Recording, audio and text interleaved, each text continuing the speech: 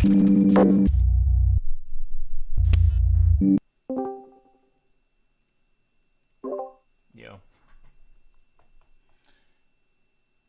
Oh, I think he's deafened.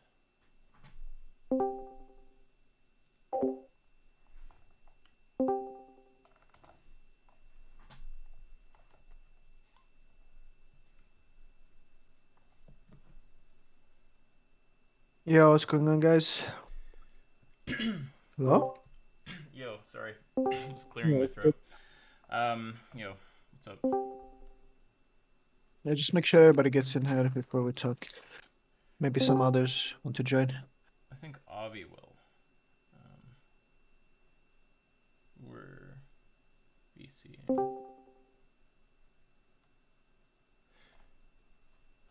But I know he's busy writing up some medical shit, so I don't know. Oh, no, there he is. Yeah, what did you want to say or talk about, Venus? I didn't have a topic, it just seemed like you announced something and people were talking, so I thought like it's always more useful to discuss it over voice than on text. Oh. Yeah, well, I don't know if I have anything to say to you. You and I have already talked about this. Right, so are you criticizing Jack for not participating, or are you criticizing that you think the argument is like bunk, or is it like a mix of the two? Well, I'm not actually convinced it is an argument. It has premises and a conclusion ostensibly, but if some of the terms in it are gibberish, then it won't actually even turn out being an argument. So I guess I'm not convinced it is an argument, and then if it is one, I'm not convinced it's sound. Okay, so you're saying it seems like the terms are gibberish and then it would be a non-argument, but even if they're not, it's still gonna be unsound, even if it is valid and cognitive. You put it slightly stronger. If it's so, what I said is that I'm not convinced it is sound. If it turns out all the terms are coherent, it is an argument, then I'm not convinced it's sound. I'm not saying if it's an argument, then I'm convinced it's unsound.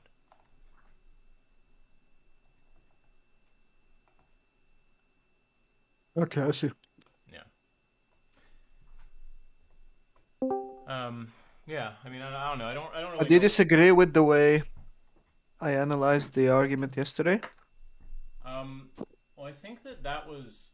I'm not actually sure that that was the same argument.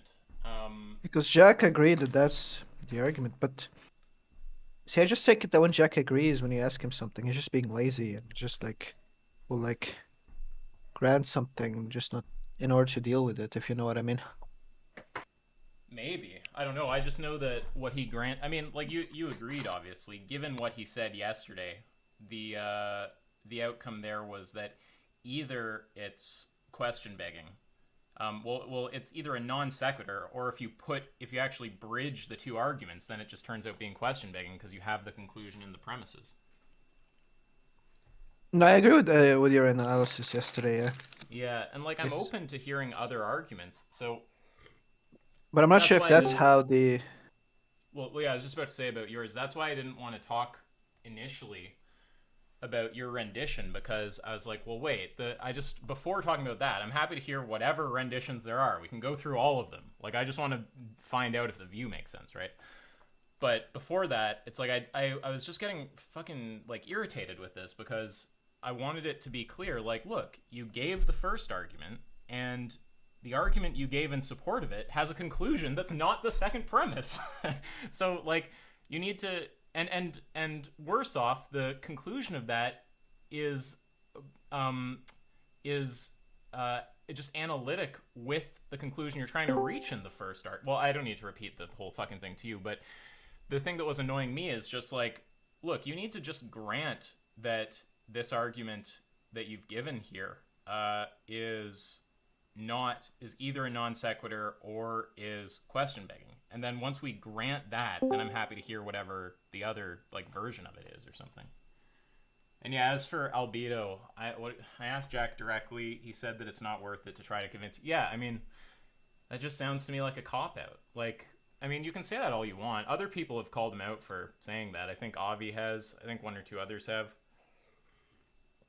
But like, I'm not some kind of idiot here. I'm not rendering like, just like the stupidest. Well, maybe if you think I'm a complete fucking idiot, you'd agree with that. But I think the reality of the situation is I'm actually probably one of the more competent debaters that you're going to come across on here or on Clubhouse. And I think that if I had to guess what's going on, I don't think that Jack thinks it's not worth it to try to convince me. Maybe he does think that, but for different reasons. If I had to guess, right, if that's the Jack narrative, then the counter narrative I have is I think Jack knows that I'm one of the stronger debaters on here, and that there's a good chance that I unwind part of his view if he talks to me. And I think, therefore, he doesn't want to talk to me because he might look bad. So that's what I say. When he speculates this, I'll just counter-speculate something that's not charitable towards him. Yeah, I'm not sure why he thinks that. He said that he gave you a bunch of material, and I'm thinking to myself, why would that's not going to do any work if you still don't understand it. Just give him the argument.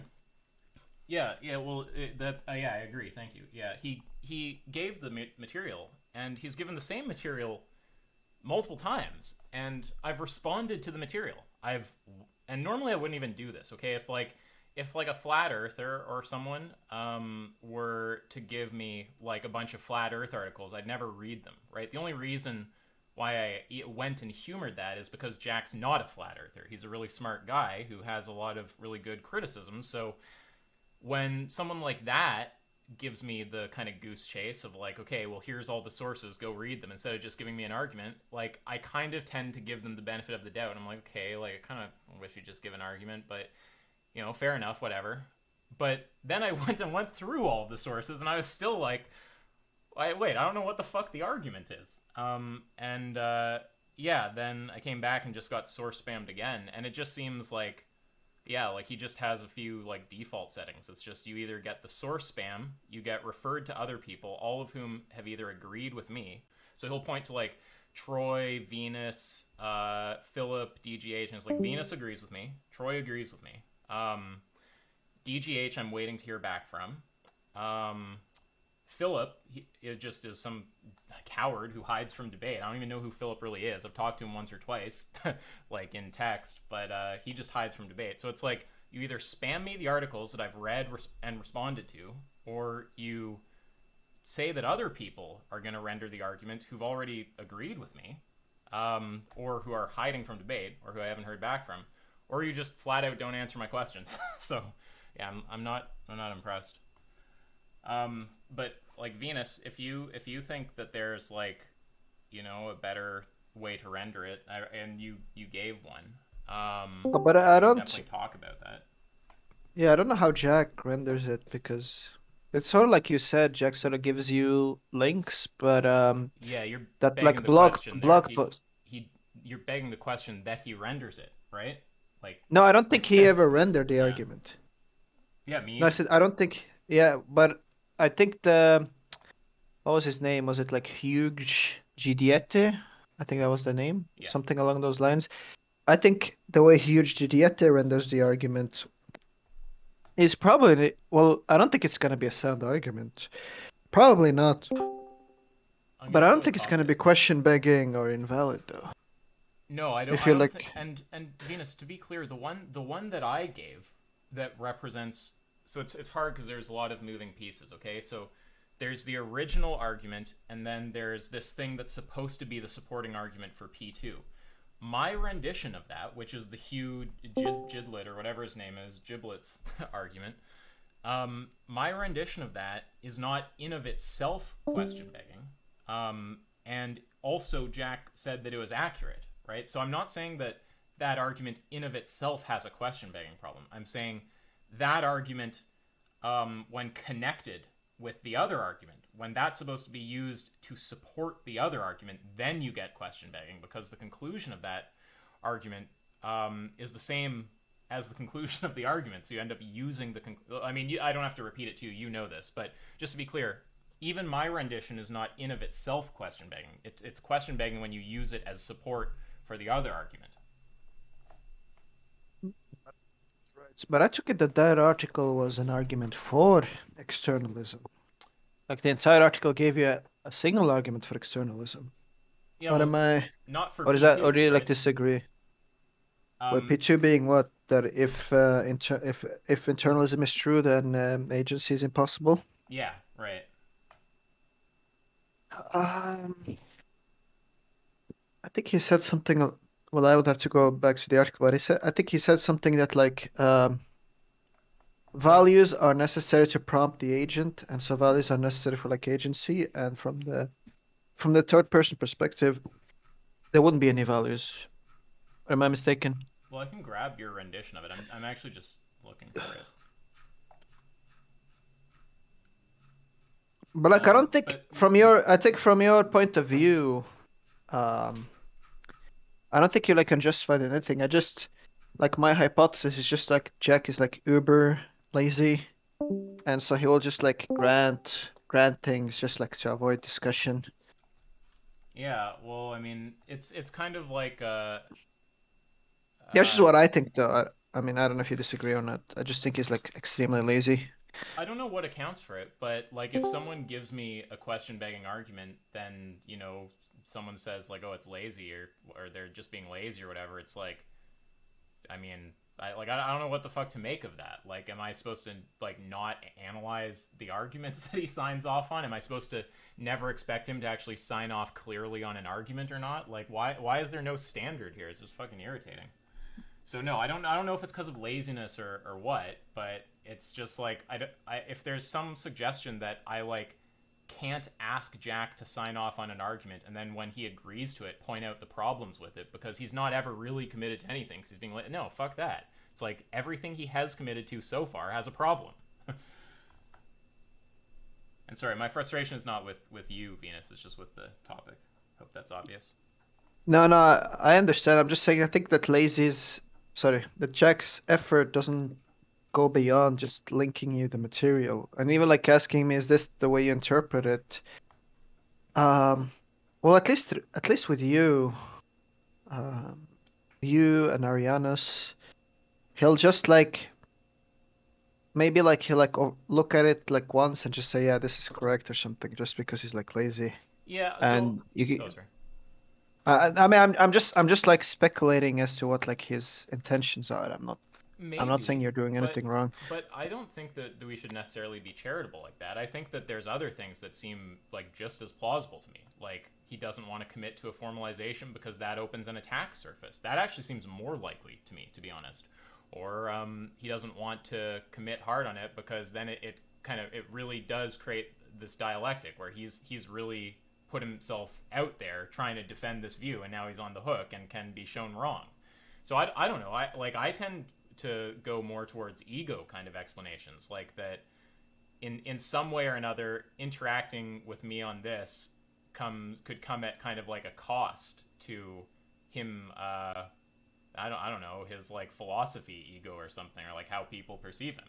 Like my view is basically just I think I'm gonna raise problems for him. I think he's gonna maybe defend okay, but I think very likely that I end up either breaking the view or showing like a serious problem with it, or pushing it to a point that he goes, okay, there's nothing I could say to a person like you, and I go, okay, I think there's going to be a lot of people like me. And I think all of those are just conclusions that are just bad for him. So I think he's just motivated. So yeah, I don't know. Maybe it's laziness, but maybe it's something a bit less flattering, right? Not that laziness is flattering. One of the things that, because Dog gave him an argument against his view about like metaphysical modality being gibberish, that he was committed to some like metaphysical modality. For months, he didn't really have a response, and he said, like, he just kind of sat on it. He said, yeah, I don't really have an answer for it. Well, that's fine. I wish Now, you'd say that to me. yeah, I don't know. That's why I'm like, it's kind of hard for me to say that it is like the ego thing, because there have been times where he didn't have an answer, that he took the criticism seriously. I mean, I do think that he is lazy. Is lazy. I'm He's not sure incredibly why. lazy.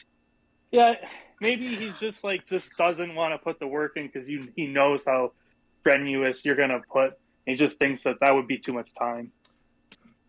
Yeah, I mean, I tend towards explanations that are like, I'm a rigorous person, I'm good at doing things like this. Interacting with someone who's good at this, if the view turns out being bullshit, is going to be bad for you. Like that's kind of the general picture of like where I think the motivations will come from. But I mean, that's obviously my point of view. That's going to be self-serving. I don't care that much about the motivations. I care a lot more about just if anyone will just defend this fucking view, and it seems like no one will. So It's just annoying. But It's you like, understand, like, you understood Albedo's point, right? It was like, there's like past evidences when Jack feels cornered or something, he'll just concede that he doesn't have a reply. yeah, You I got that mean, point, right? yeah, I did, but I don't like what are you saying from that?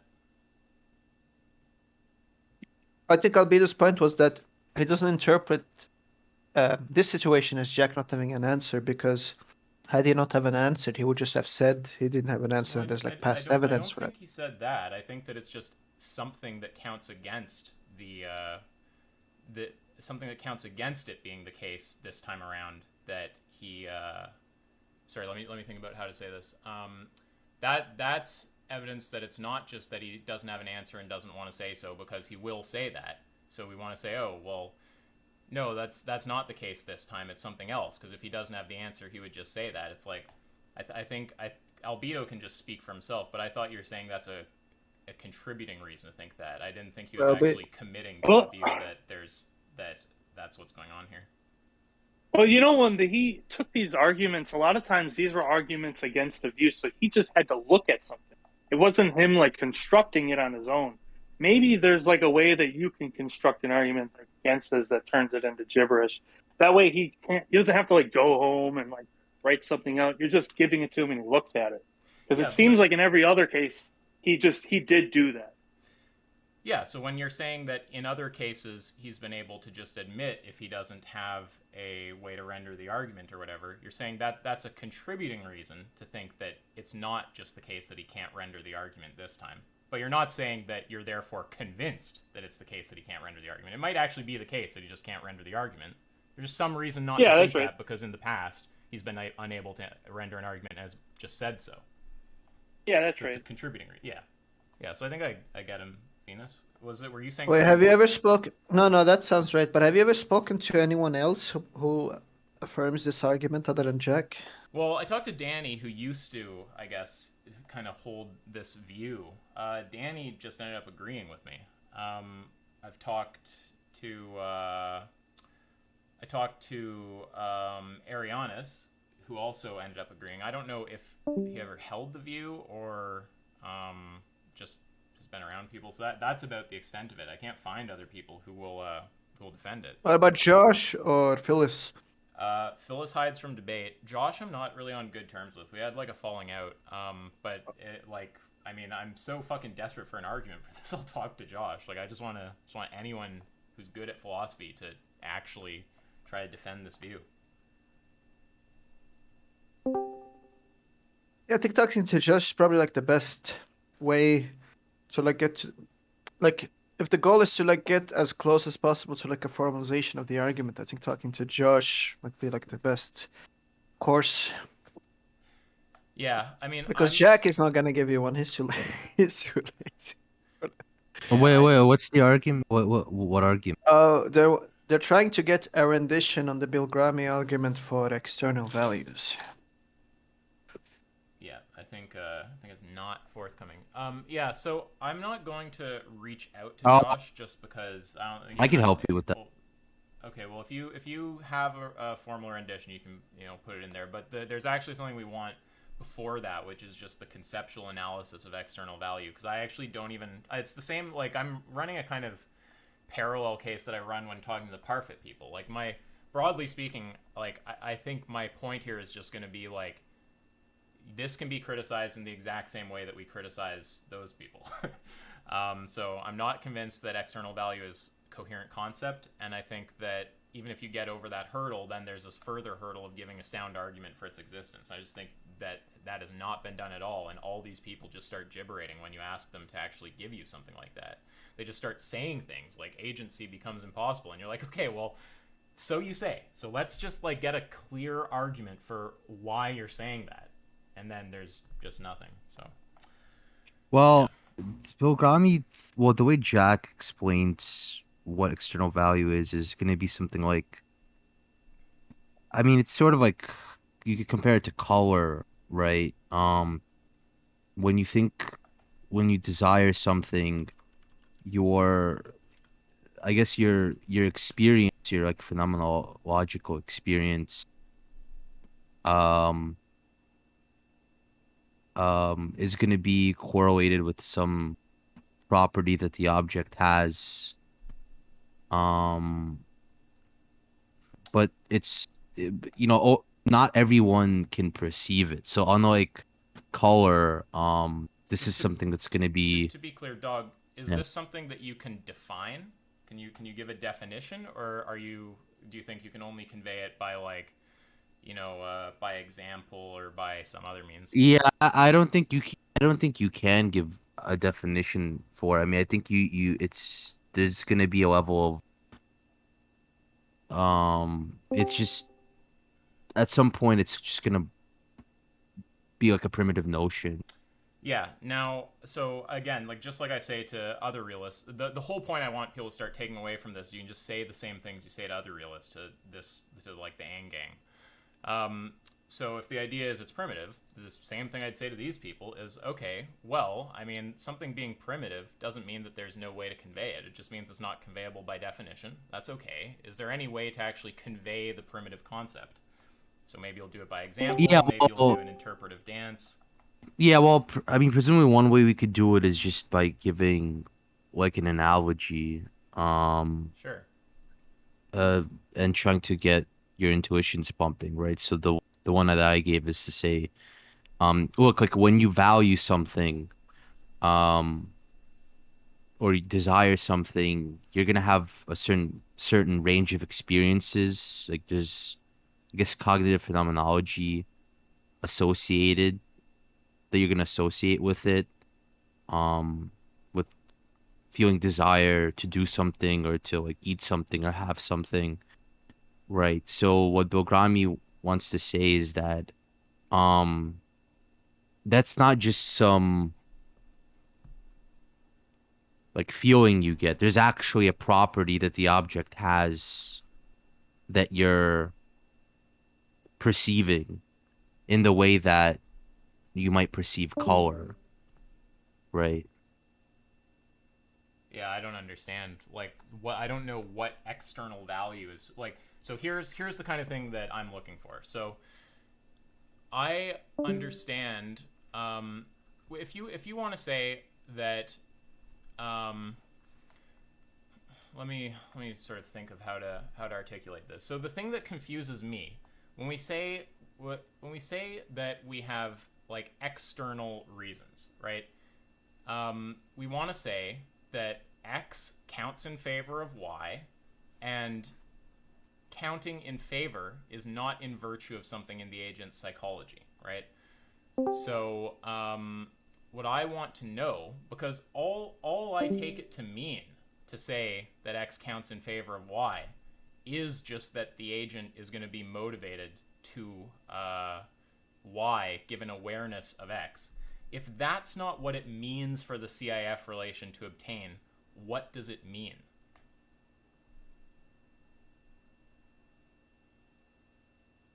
Sorry, what's the CIF relation?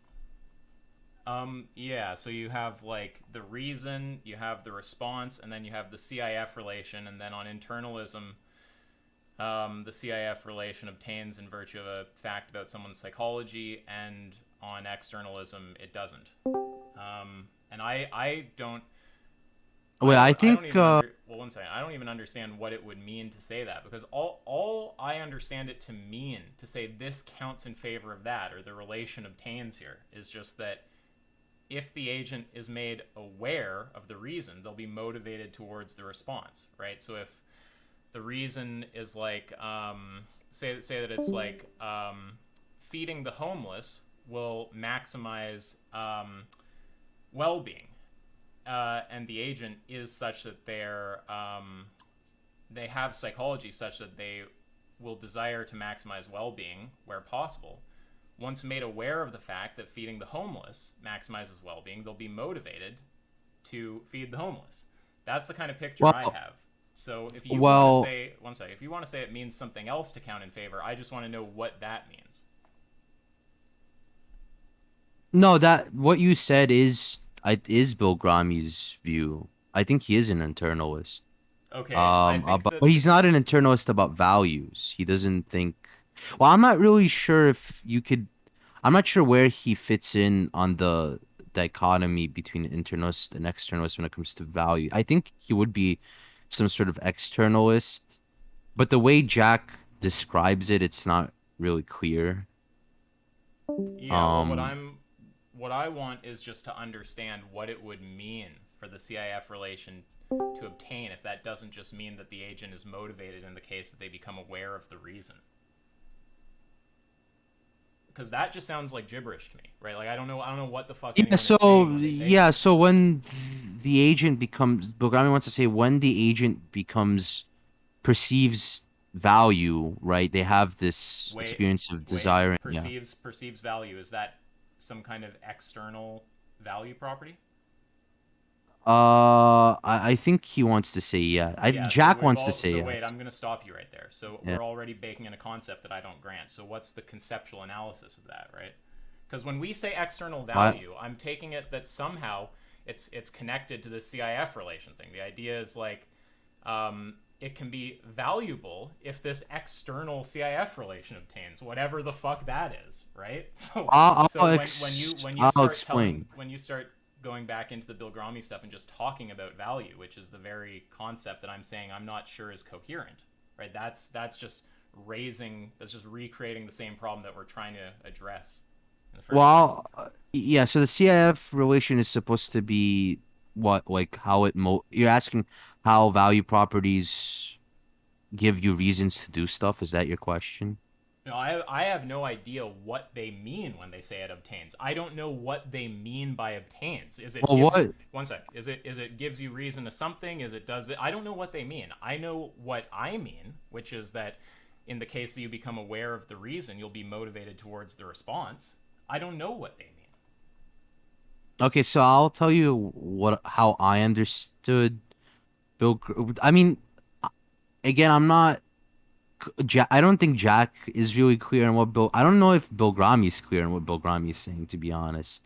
Because I've Yeah, that's asked fair. him questions, and the responses haven't been very good. But I understand it like this. Look, so did you understand the analogy I made to vision or perception? Did you understand that? No, Why not? I have no idea. It just didn't make any sense to me. Well, what about it didn't make sense? I have no idea. Uh, It just didn't but get the look, concept into my head. I don't know what you're talking well, about. look, look. If I mean, Like, are you right now trying to tell me yeah, what it means for the CIF relation to obtain, where obtain doesn't just mean the agent will be motivated in the case that they become aware of the reason? no, they would become motivated. Okay, but is that all it means for it to obtain, or are you saying motivation is just coextensive with it obtaining? Because if it's the latter, then it's still just this spooky thing you're laying on top of the thing I do understand, and I don't know what the spooky thing means, right? Yeah, but I mean, I don't No, that was know. dog. That was a What question. Is are you saying it's just I think, It was it was a question. Are you saying it's just coextensive with motivation? Or are you saying all it is all? Or are you saying all it means for the CIF relation to obtain is that the agent will be motivated in the case that they become aware of the reason? Are you saying that's all I it think means, or are you he saying wants it's to. coextensive with motivation is the relation obtaining? Because the latter I is think, not going to fix this, and the former is just granting my view. no, it's coextensive with. Okay, so then what the fuck is it? Right? Saying there's this spooky thing you don't understand, but it's coextensive with something you do understand. I go, okay, so I understand the part that I understand, right? I know what it means to say that the agent will be motivated in the case that they become aware of the reason. Now, what's this other thing that you're saying on top of that?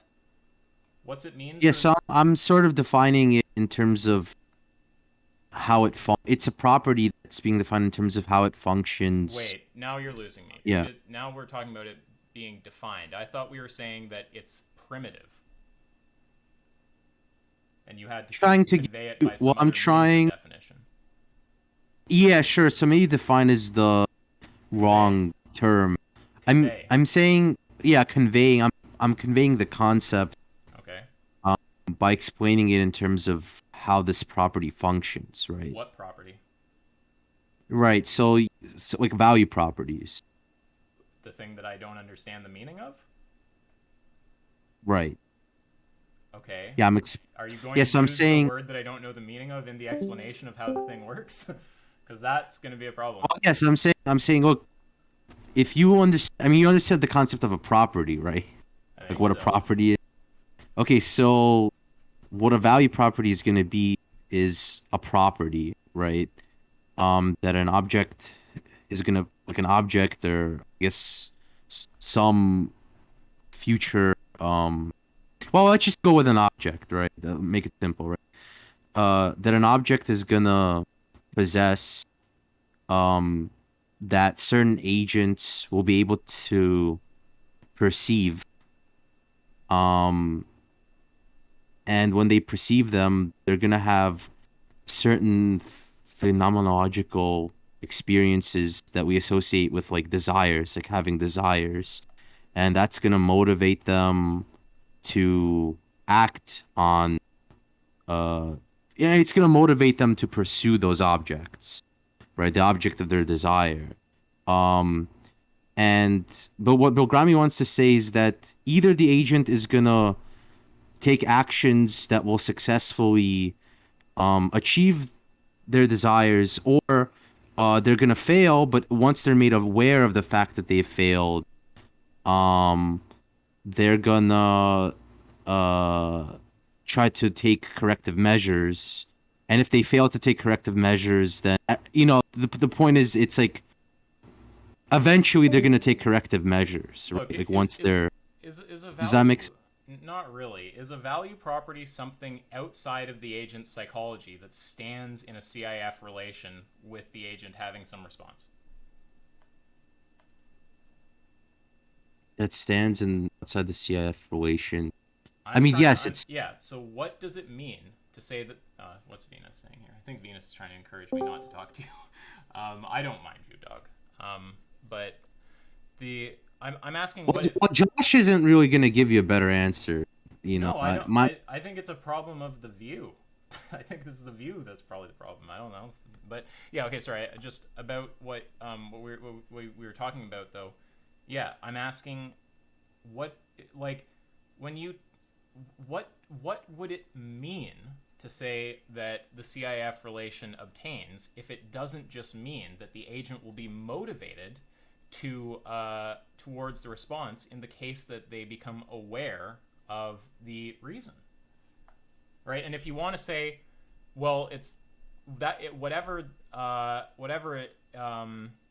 well, yeah, actually, maybe I won't give the potential response, but the coextension thing doesn't help you because it just all it does if you start talking about coextension is I go, okay, well, I know what it means to say that that an agent will be motivated in the case that they become aware of this thing. But you're saying that there's some you're like overlaying some further thing on top of that. And I don't know what the fuck that means. So it's not like you convey to me what you mean by CIF relation obtains by saying that it occurs at the same time as the agent like becomes motivated from being aware of the reason or whatever. Like that doesn't help me. You're just saying it occurs at No, I'm saying take what you said about internalists, the like wait, what? internalism Sorry, about just reason. dog. What are you?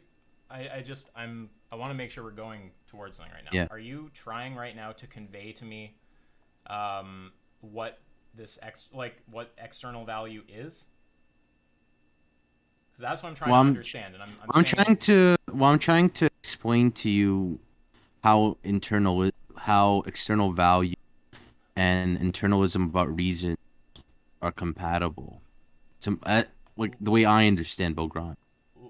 wait a second. Just to be clear, what I'm trying to understand is what external value is supposed to be, right? When people start talking about the CIF, like just tell me this. Can you answer this? Can you tell me what it means for the Yeah. CIF relation to obtain if it doesn't just mean for the agent to be motivated towards the response in the case that they become aware of the reason? No, that's correct. Yeah. Okay. Or like I mean, we might say a agent that's thinking like rationally, right? That's employing epistemic norms. Yeah, but now you're just Correct. granting like my position. Like that's what I take. That's how I take value to work, right? And that's internal No, about but value. yeah, but I'm Or, sorry, saying about Bill reasons.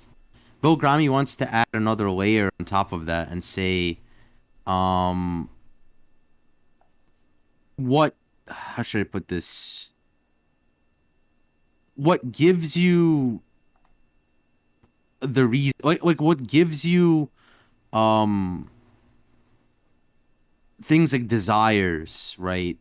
Uh, which give you a presumably you want to say like desires give you a reason to do things, right? The fact that you desire something, right? But Grammy is gonna want to say, well, having it's constitutive of having a desire that you perceive some sort of value property in the world, right?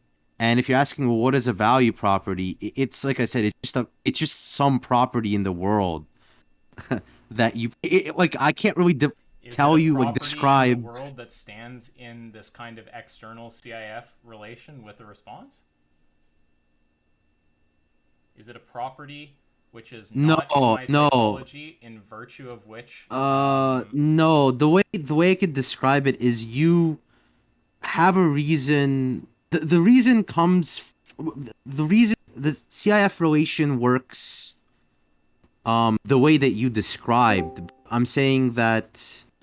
Um, in order for you to have those psychological states that you know are associated with the CF relation or count in favor of you doing one thing or another, you have to perceive values, if that makes sense. okay, just to be clear, you're granting internalism, right? Yes. Okay, so the way I understand it is that these external value properties require externalism about reasons. They're supposed to be a thing that's not in your psychology, that stands in a CIF relation with you having some kind of response. Uh, how should Venus, can you so come in my here for a second? understanding. Venus, this view is contained. Jack's view is externalism about reasons, is it not? Yeah.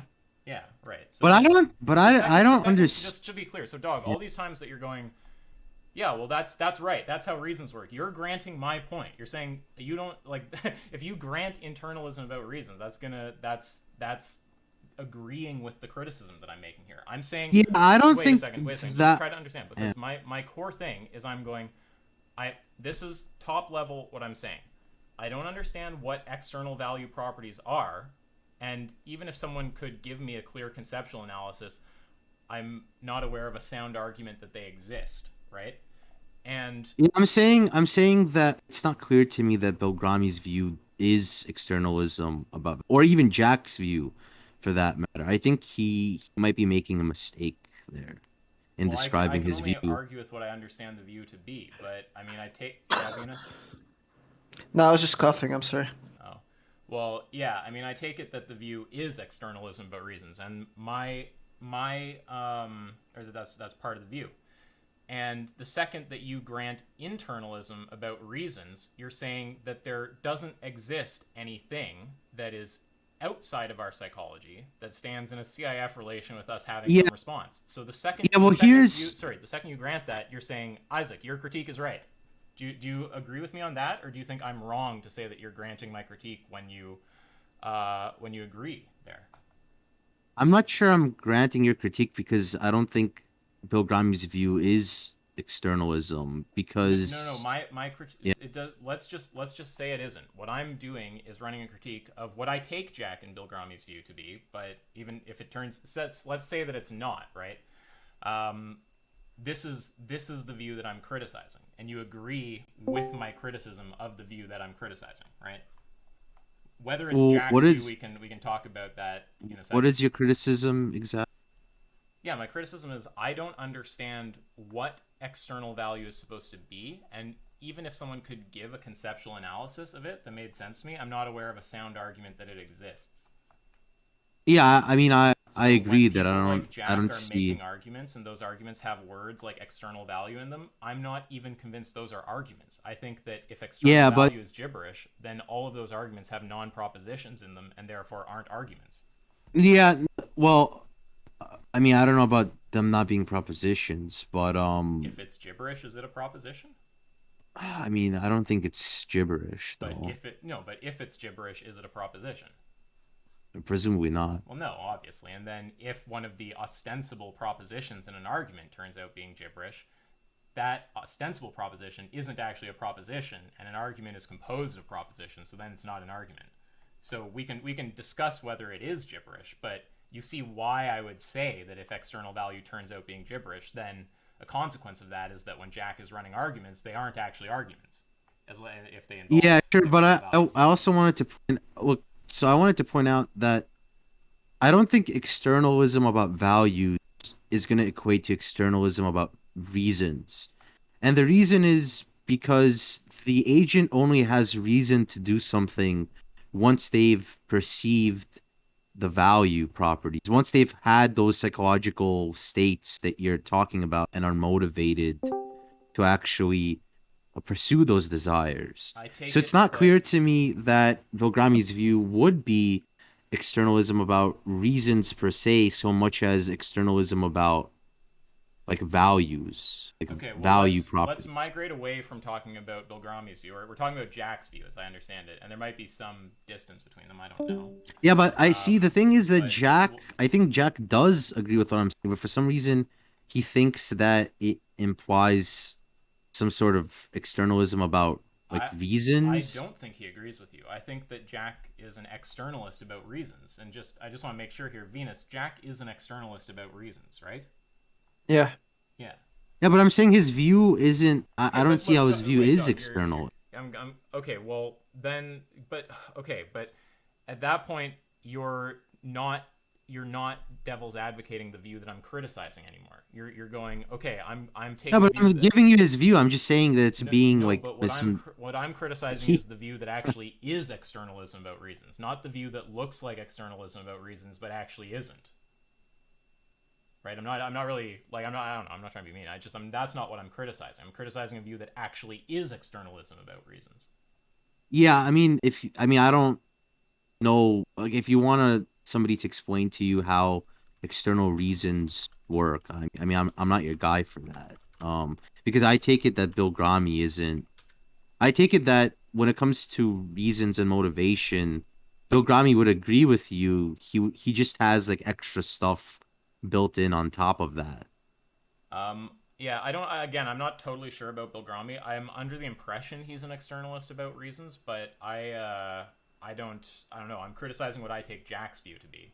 And if any of the moves are just to go, I'm gonna occupy a position here in this discussion that isn't actually externalism about reasons, then that's not actually the view I'm criticizing. And I just want you to kind of grant like this is what I said before, right? If you grant internalism about reasons, then there do not exist any value properties in the sense that Jack talks about them, because those are properties that stand in a external like reason relation, right? It's like that property is the reason in a CIF relation, right? And that property is external. Right, and that, to me, the reason I say that's gibberish is because I literally understand the CIF. Well, actually, I don't want to elaborate too much. I understand the CIF relation to just be literally just saying the agent will be motivated in the case they become aware of this thing. So I don't know what the fuck it would mean to talk about from my point of view, it's contradictory. But maybe someone can hash out a concept that makes sense there. But do you get the overall point here, which is just if you grant the internalism, then then there can't be value properties in the sense Jack talks about them, because those properties are ones that stand in externalist reason relations.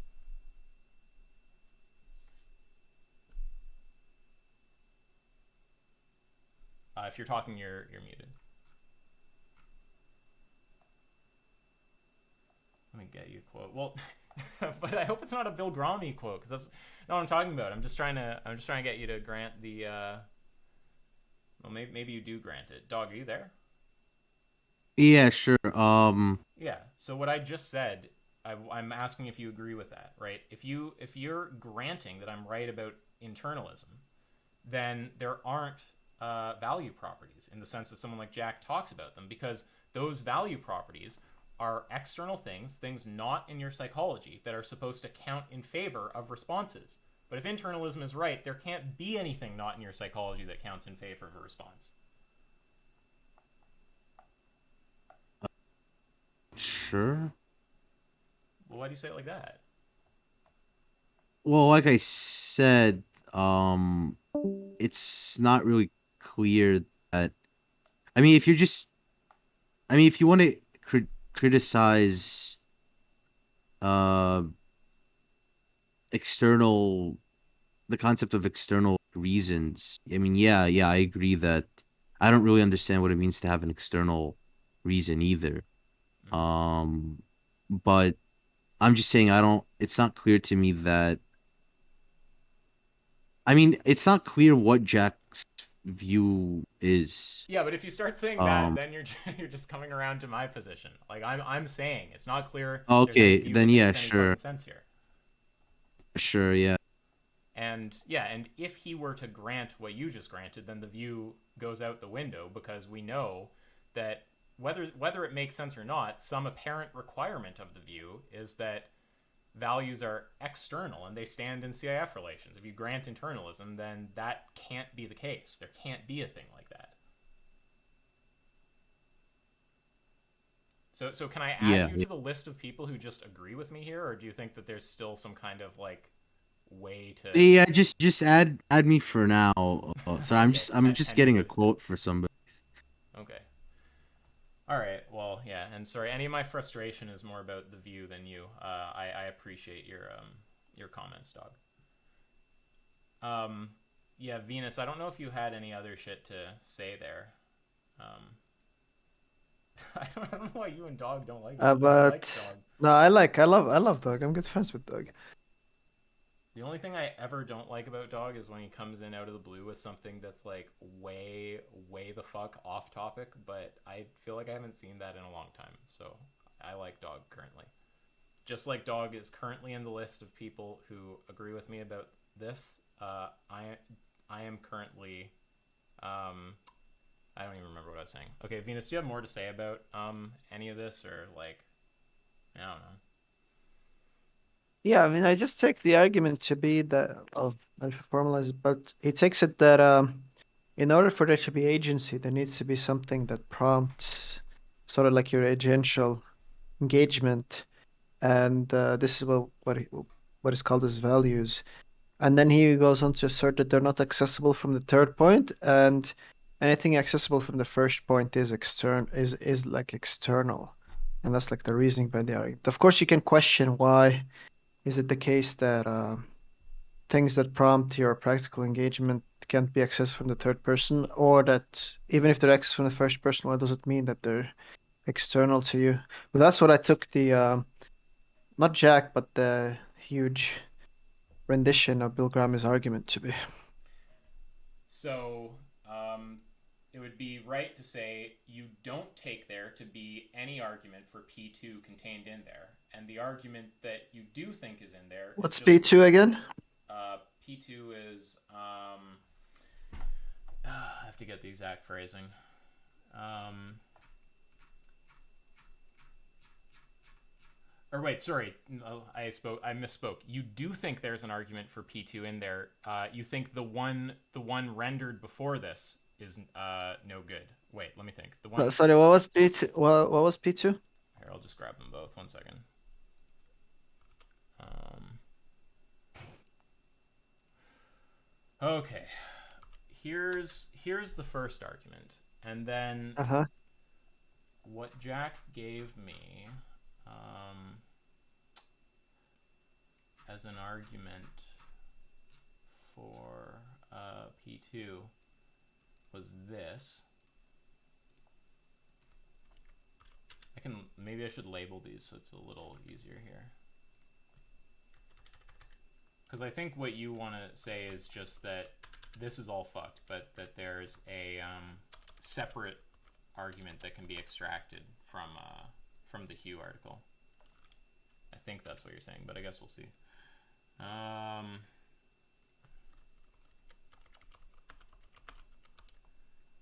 So, yeah, my criticism of this stuff that Jack gave so far is I don't know what the argument is for P2, and then if this is supposed to be the support for P2, the problem is that the conclusion isn't P2. So if you were to do a supporting argument that goes like P1 and then you use here, I won't draw it all out, but the basic idea is like the conclusion of argument 2 is not premise 2, so you need some further linkage argument there. So you have right now just a red herring when you consider these two arguments together. You can't get from the conclusion here, P2, you can't get from the conclusion of the supporting argument to P2. But then if you build a connection argument, then it's going to be question begging, because the conclusion, desirability is external, is already saying that there's I need to think about how to verbalize this better. I had typed it all up really nicely, but it's going to be either question begging or a non sequitur, because either you don't ground P2 or you end up using the conclusion here, which is just the same conclusion you're going for with argument 1, so you end up begging the question. Yeah, I think what Huge or maybe Jack responding, they will like modify the second argument there, the one with like if we determine whether a predicate. They would probably add something like Well, I put in yours order to there. So just before you go and render it all again, I put yours here too. Did you see it up there? Well, I didn't give like a formalized argument. I just presented what I think the reasoning steps are, and then that would still have to be put into like a premise conclusion for type of an argument. It was close to formal though. I could follow the reasoning. Agency Right. requires. Sorry. Yeah. Sorry, I didn't mean to cut you off. Continue. Well, I was just reading your argument. Just agency requires there to be things that prompt one's practical engagement. Things that prompt one's practical engagement are not accessible from the third person. If something is accessible from the first person, it is external as you look out from the first person. Therefore, if there are values, they're external, and if there are no values, there is no agency. Yeah, it would be good to actually get it kind of a bit more precise than that. That might actually be nice to make it a bit easier to analyze here. Yeah, just take the last sentence to be entailed from the very first sentence, and then I take the suboptimal sentence to be entailed by the second and the third sentence there. But again, this isn't like a formalized like argument. I'm not providing like rules of inference or like a deductive structure. I'm just trying to follow Hugh's reasoning in the article.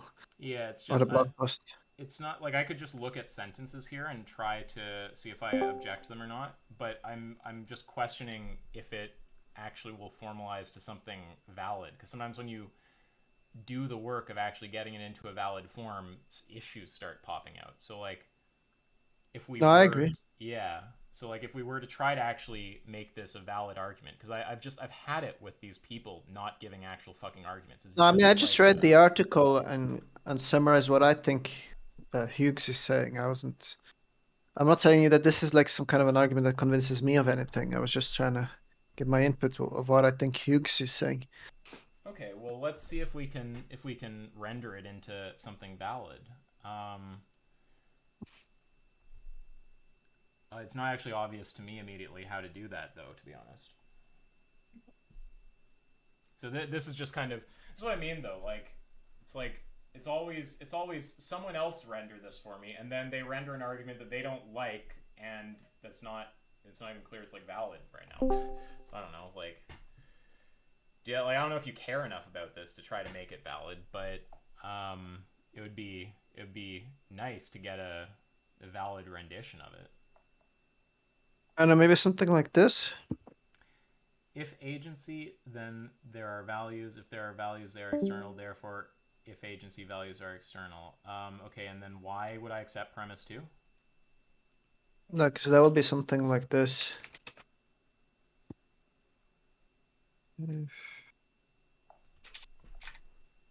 If value is accessible. I mean, a lot of If people really. values, then they are only. Sorry, just speak. I'll mute myself. I didn't mean to Yeah. cut you off. No, it's okay. It's just a lot of people are really resistant to formalizing. Not Venus, obviously, but it's just like if we actually do formalize, you see how much quicker it is to pick out the part that seems fucked when you just give a formal rendition than when you give like a few sentences, or worse, like a paragraph, or worse, just a sentence that's like there can't be agency. It's fuck off. Topic's driving me crazy, dude. All right. So maybe that would be the motivate. Well, that's what I take the motivation for the second premise to be Okay. given by Hughes Giglietti, or whatever you say his last name. Okay. If values, then and obviously, I mean, if there are values, but yeah, if there are values, then they're only accessible from the first person. If only accessible from the first person, then what is access is external. If values, then they are external. So why would I accept premise 1 of that? And what does access actually, before even asking that, because it might actually depend on this word. What does access even mean there? What's it mean to access values? Like, am I accessing your values when I observe that you value, like, whatever it is you value? Is that me accessing your values, or is accessing just definitionally going to be some kind of first person thing? I just took accessing to be whatever Hughes takes it. I don't know if he like defines it, but it's sort of like the thing where like if you're like doing the third person thing, if you do the first person thing, then you like wonder and you look out into the world, and if you're doing like a third person thing, you're like introspecting your like mental states. So does access just mean get the truth value of through introspection or something? From the third person, yes. From the first person, you just wonder or look into the world. So access just means wondering or looking into the world or learning through introspection. It's just the disjunction of those two things. Well, I would take to be like the commonality between the two, but maybe you just wanna. That's what I'm trying to get at, though, because I was like, are you just defining it as the disjunction of those two things, or is there actually supposed to be some common element here? Like, what is it to access? Yeah, that's like a good question. We can have a third-person perspective on the world as an object of detached observation, as is done in natural science, or we can have an agential perspective when we engage with the world in the first person. There's that perspective that I mean by access. So if you have like the first-person perspective, then whatever the perspective is of, that's what you're accessing through the first person. And if it's the third person, then it's the if it's the first person, it's the agential perspective. But if it's the third person, then it's like the detached observation. When you say That's what whatever I the mean. perspective is of, is the thing it's of just like a set of propositions? Like, to say I'm accessing a perspective, is the perspective just some set of propositions with truth values assigned to them, and to access it is just to, by whatever means, ascertain their truth values, or the truth values they're taken to have from said perspective? That's Like, a what I'm really watching good out question. for I here wonder what is Bill that, Grammy means by that. yeah, because P1 could just turn out being a trivial analytic thing where it's just like, to learn something through introspection, you have to introspect, and that wouldn't be interesting, right? But on the other hand, if it's some broader notion of access, then I doubt P1's going to be true, right? So yeah, and then what's the consequence on the? I think it's. Yeah. Sorry. I mean, it's like convoluted language that I don't. I mean, I don't subscribe to this or something. I'm just trying to use the Bill Grammy huge language, but they have something like viewing as a subject of study, or like looking through the agential perspective. And so, for example, if you're like introspecting, you're sort of taking yourself to be the subject of study, sort of like we're studying the universe or something. We're like Yeah. building these Wait, theories. Venus, just to be clear, I understand Yeah. the difference between introspection and prediction. Like, I get that I can go, I when I do introspection, I find that I believe that I will, or my introspection leads me to, or I could, sorry, let me just think of a good example where the distinction is really clear. If we're trying to find out, will I submit this essay on time? Introspection might lead me to think yes, because I go, okay, I definitely have the desire to do that. But if I look at myself as some kind of, detached object from a third person perspective, like I'm doing science, I might, maybe I'll like look at inductively in these situations before, have I submitted the thing on time? No. Okay, actually I predict I probably won't. So you can approach the question from those two different perspectives and get different kinds of answers. So I get that, but I don't see how that's gonna help here, because what I need is to know what it means to access something. What is it to access a value?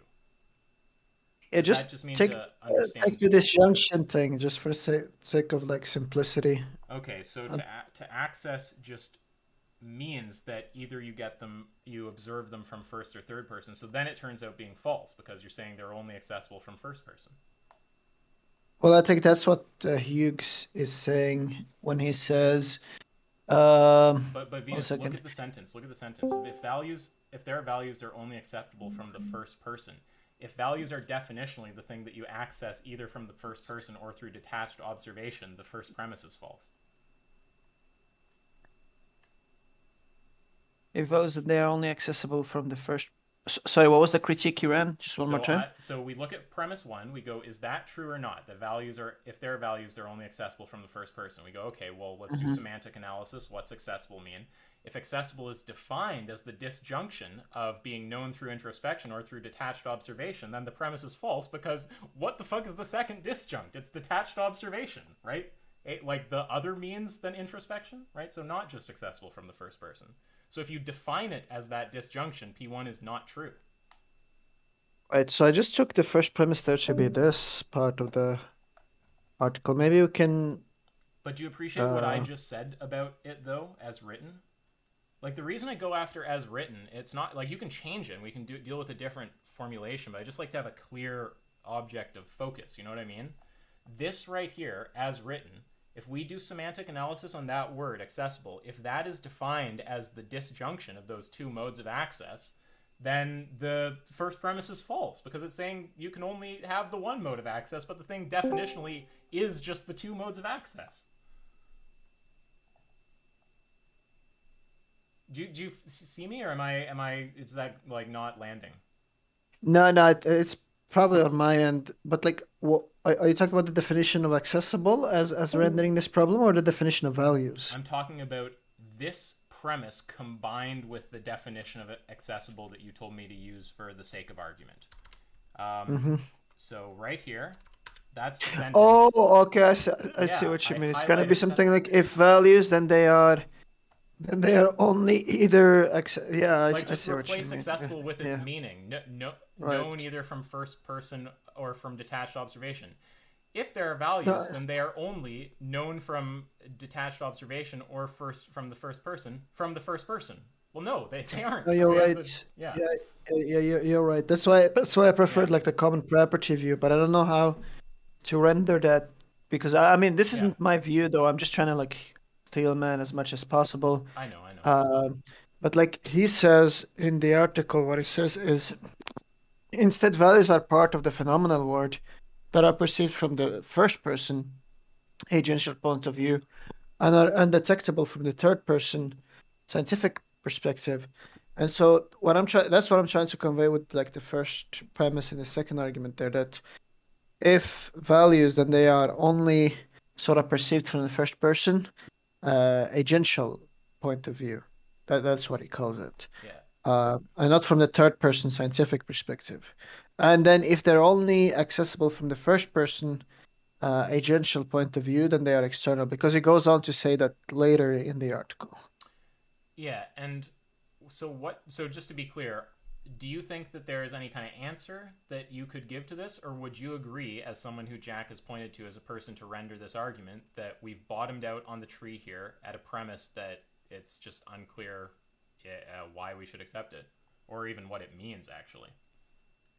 Which part do you think is not... So I just dropped the accessible there. Let's take perceived from the first person. Would that still be like unclear?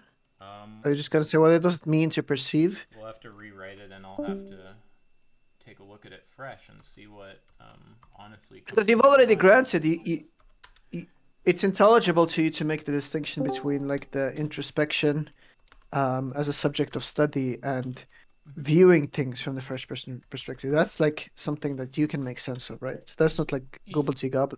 That's not like gibberish. Yeah, of course. The reason I'm writing it down again with perceive. It's just how I like to do things. Like I would rather, as we alter the argument, add just literally just modify the text so we can just always look at it and see the thing we're working with. So if this is it, oh, I need to add perceived again. Sorry, our only. Well, the P2 you would have to sort of like Yeah. make all the changes. Yeah. Sorry, I'm getting it. Oh, I hate I after E except after C, man. That shit is fucked. Okay. I mean, I don't mean to be pedantic, but you could put perceived or like perceived from the first person agential point of view. I don't know which would be like Is it unclear less as confused. written, or can I take a crack at this as it is? No, I mean, I think if you're familiar with like the article, that's like fine as it is now.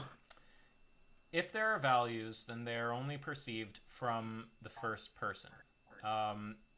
And perceived just means there something that only occurs from the first person. So this is like a sort of like a tautology almost that we're going for here with the first premise. If Does perceived is it part of the meaning of perceived that it happens from the first person perspective? No, because you can also perceive from the third person scientific perspective. So there's Okay. either perceived from the first person Nice. agential Yep. point of view. So then By the way, why is this is P1 my true? language. Yeah. I'm just going by the language of Huge. This isn't like my. These aren't distinction that I'm making. I'm just going by the guy who wrote the article. Yeah, so I'm taking perceived here just to mean that we ascertain the truth value somehow.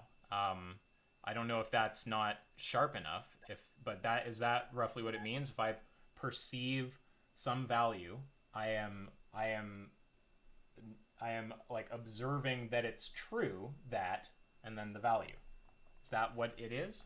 Because that I can understand how you can do that from the first person or the third person. Right? You might observe someone and ascertain what their values are. You might introspect to ascertain what your values are. Right? So if this is what I mean, where there's going to be a double-edged sword here with when you do the semantic analysis. So if you use a meaning like that, then I'm going to ask why I should accept premise one. On the other meaning, it was well, there was one where it turned out being a tautology, and then there's one where it turned out actually just being false. This first premise has fucking gone through the whole gamut. It's been everything. But yeah, do you appreciate what I'm saying there, Venus? No, I understand what you mean, but Yeah. I'm trying to see if there's like I understand because if I ask you is it raining outside, you would tell me that like by looking outside the window and seeing if it's rain, that's just you ascertaining the truth value of the proposition that I've asked you whether it's true or not in the Yeah, question. I'm Right. stopping any Yeah. potential spookiness from getting baked in with perceive or access, right? Okay, I see. Yeah, that's why I'm kind of hammering on that. I'm sensitive to, like, whenever you're talking to the Bilgrami people, any of these words, value, desirability, access, perceive, despook all of those, because I don't. What does Bryn mean by DQT? Oh, who the fuck knows? Bryn is probably saying some crazy shit. P2 is Yeah, false probably. light. Oh, Doom client But thesis. Okay, I'd have to think about why. I'm also just kidding. Bryn is actually I don't know, philosophy. Bryn is just gibberating. But yeah, let's go with that analysis because I see sort of what you're saying that like there seems to be at least when I ask you the question, is it raining outside? By saying that you're like perceiving there not to be any rain, there doesn't seem to be anything more to there than other than ascertain Yeah. the truth value of. Right. And obviously ascertain is gonna be I don't know if you can break that further down, but it'd be some kind of a mental activity by which you come to form a belief about the truth value of the proposition. Yeah, and Would that be? we could get more Yeah. granular there, but I don't know that we need Yeah. to unless someone thinks there's a No, well, further. I don't think. Okay, so let's go with that analysis. What did you say the first premise? Why would that be problematic? Oh, there's just no reason to think it's true. Like I could Uh why would it be true if you can if perceive just means ascertain the truth value of, why can I huh. only ascertain the truth value of values from the first person point of view, right? Why can't I just look at you and observe that you know, feed the homeless and go, oh, Venus values feeding the homeless? Yeah, that's. I think in the article that's just asserted. I don't think it's justified Oh, how surprising. because he says Bilgrami extends. First off, he talks about like the Spinoza thing that you can't like predict and intend at the same time. Um, uh, by contrast, when one intends to do something, one is asked, "What should I do?" as an agent in the first person. Bilgrami extends the Spinozist insight, and then he goes to say we can have a third. But just remember my position. Just to be clear, I said I don't think the argument is sound. I just don't think it begs the question or is invalid. It's like Yeah, I never made the claim it's like sound. So like if something I is just know. asserted, Yeah, I never made something. Yeah, yeah, you're playing we can devil's have. advocate. If you get brutally annihilated, you shouldn't be blamed because this isn't a position that you hold. This is you trying to defend a position that I assume you think is Oh no, I'm not sensible. trying to defend the position. I'm just trying to show that it's not. At least it didn't appear to me to be question begging or invalid. But I've said the same thing about that a few Yeah, times. I feel like it's not like maybe I'm not being clear. When I say it's question begging, I'm not saying the argument in the Hugh article alone is question begging. Even my rendition of it isn't question begging. It's only question begging when you offer that as the argument for P2. Right? So initially, if you offer it as the argument for P2, it's a non-sec because there's no connection. But then if you make the connection, you get the conclusion and the premises. So you appreciate the difference between saying this argument is question begging and this argument, if combined with this argument and used as a support for the premise of this argument, is question begging. You appreciate those are not the same, right? no, I agree. But like the way I presented the Yeah, I initial don't think argument yours and the is question supporting begging. argument. Yeah. Yeah, okay, good. Yeah, and you Um, agree as I so the- presented it and as Jack signed off on it, it is question begging or invalid, yeah. I agree with right? that. I just think Okay. Jack was being lazy. Yeah, we can But I discuss if agree. it's laziness or not. Yeah. Again, my interpretation is less charitable. I think that he might not want to formalize for fear of this kind of shit happening, right? But yeah, as long as we both agree, yeah, your version isn't question begging. The version Jack signed off on is Sorry, I either cut question off. begging or sorry. No, sorry, I just lost audio for like 10 seconds. Oh, yeah, no, I was just saying as long as we agree on the important stuff. So your version is not question begging, um, Mm-hmm. but the version that Jack signed off on is either question begging or is non sequitur. And why he signed off on an argument with those problems might be due to laziness, but it also might be due to something less flattering, like not wanting to commit to a formal argument or not understanding and so just saying oh yeah to whatever or Sure, not seeing the sure. error with it, right? Yeah, sure. I agree. I'm just trying to like ascertain what the because I think there's definitely an assertion here that is not justified in the huge Gidiette article, but I'm just trying to understand exactly which one. Because at one part it says it's not that one is no longer an agent when one does science, rather one treats the world as an object of detached study rather than something that prompts one's practical engagement. And what prompts one's practical engagement is what he takes to be values. So like it's almost that he's saying that once you're doing science, um, there's no longer any value there. Um, and that would be an unjustified, well, not that it's unjustified, but that's not something motivated in the article. But uh, I'm just trying to like tease out what exactly is the claim that's not being backed here. And I think it's merely that um, values are merely something that values are merely something that comes from the first person perspective, Oh, I which want is to. what the first premise there, and that's just the unjustified claim. I think that's just the issue in question. Yeah, and come from means like again that word come from, access, perceive, ascertain. Like it depends what you mean by that. But yeah, it's either that might turn out being a tautology depending how you define it, or it might turn out being something that's just unsubstantiated, or it might turn out being false. Like we've had that first premise come out in all sorts of different ways based on how we interpret that word. So I think there's just an ambiguity that these people need to resolve. And also, albedo, I don't grant this. When you say it's an intuition pump, I take it that an intuition pump is supposed to, um, it's supposed to pump someone's intuition towards believing some proposition. But like what I'm questioning is whether this concept of external value is coherent. And if it's not coherent, then sentences that use it are not propositions, and ostensible arguments for it are not arguments, ostensible intuition pumps for it are not intuition pumps, etc. That's I'm doing a very base level kind of critique here, not even at the level of argument with my critique. You notice when I'm talking to Venus, we're going through arguments, but we're talking about whether the premise even makes sense, not its truth value. We've gotten far enough to get to the truth value once or twice, but then we've just found problems. So yeah, I don't grant it's an intuition pump. I'm not No, it's I think weird. what he means by intuition pump is that when it's asked, the raining thing, and then you're asked, do you desire X? Mhm. And then it says, you if you want to desire X, you look outside, so to speak. That's like an intuition pump Yeah, to make you like grant the first premise. I think that's what albedo means. but an intuition pump, right, is something that pumps your intuition towards accepting a proposition, right? Hmm. And what if the That's thing correct. it's supposed to be prompting you towards is not a proposition? And it's not. It's like Not not an intuition pump. Yeah. Yeah. Right.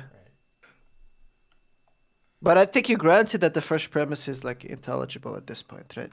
I've gone back and forth based on the definition of perceived used. So under the But the definition where one, perceived is the disjunction, that's coherent, but it's not clear why the premise is true. Under the definition where perceived is just analytic with something that happens from the first perspective, then it'll be true. Under the definition where, well, anyway, I don't have to go through them, but the point is just I didn't really I granted the coherence under certain interpretations of what a word in the premise means, right? But without knowing what the word means, I don't actually grant that it's a proposition. what about the interpretation if there are values? Sorry, I just wrote if values. If there are values, then they are only ascertained from the first person. Only ascertained, yeah, that, and ascertained, again, that just means like we come to understand their truth value or to know or believe. Yeah, correct. Then I just don't know why I'd accept that. Why can't I Right, ascertain that's your when values by seeing you feed the homeless and go, no, he values that? right. That's what albedo means when he says it's an intuition pump. The whole raining versus do you desire X is supposed to be an intuition pump to make you accept that premise.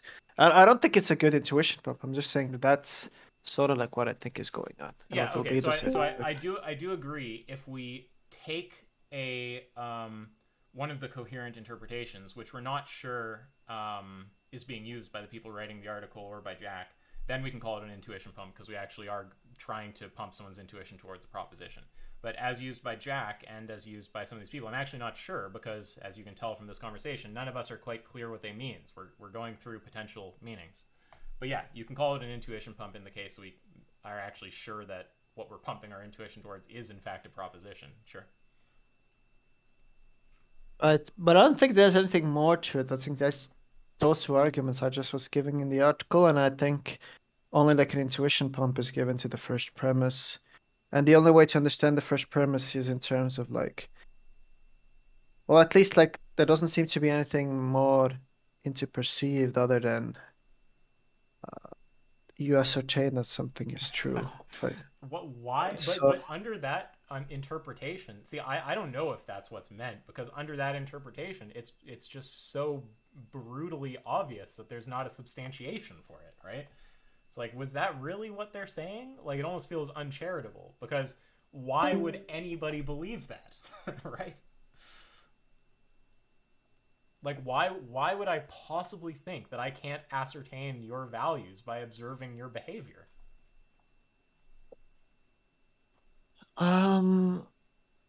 in this article, there doesn't seem to be any answer to that. But I think Jack in the past has said something about the is ought problem. But that's not something given in this article, though.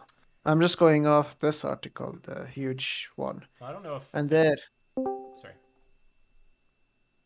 Yeah, I'm just saying in this huge GDET thing, the only motivation is the one that's where you ask, do you desire X? And then you don't like examine yourself as a subject of study to see if you have the desire or not. Rather, you look out to the world and see, is X desirable? Mm-hmm. Yeah, and you agree with my criticism towards that. That it's not like it doesn't motivate you to accept the first premise? Well, that we need to explore what's meant by access and Oh yeah, that, obviously, yeah. yeah, and that if we explore the meanings, it seems once we reach coherence, questionable that it's true.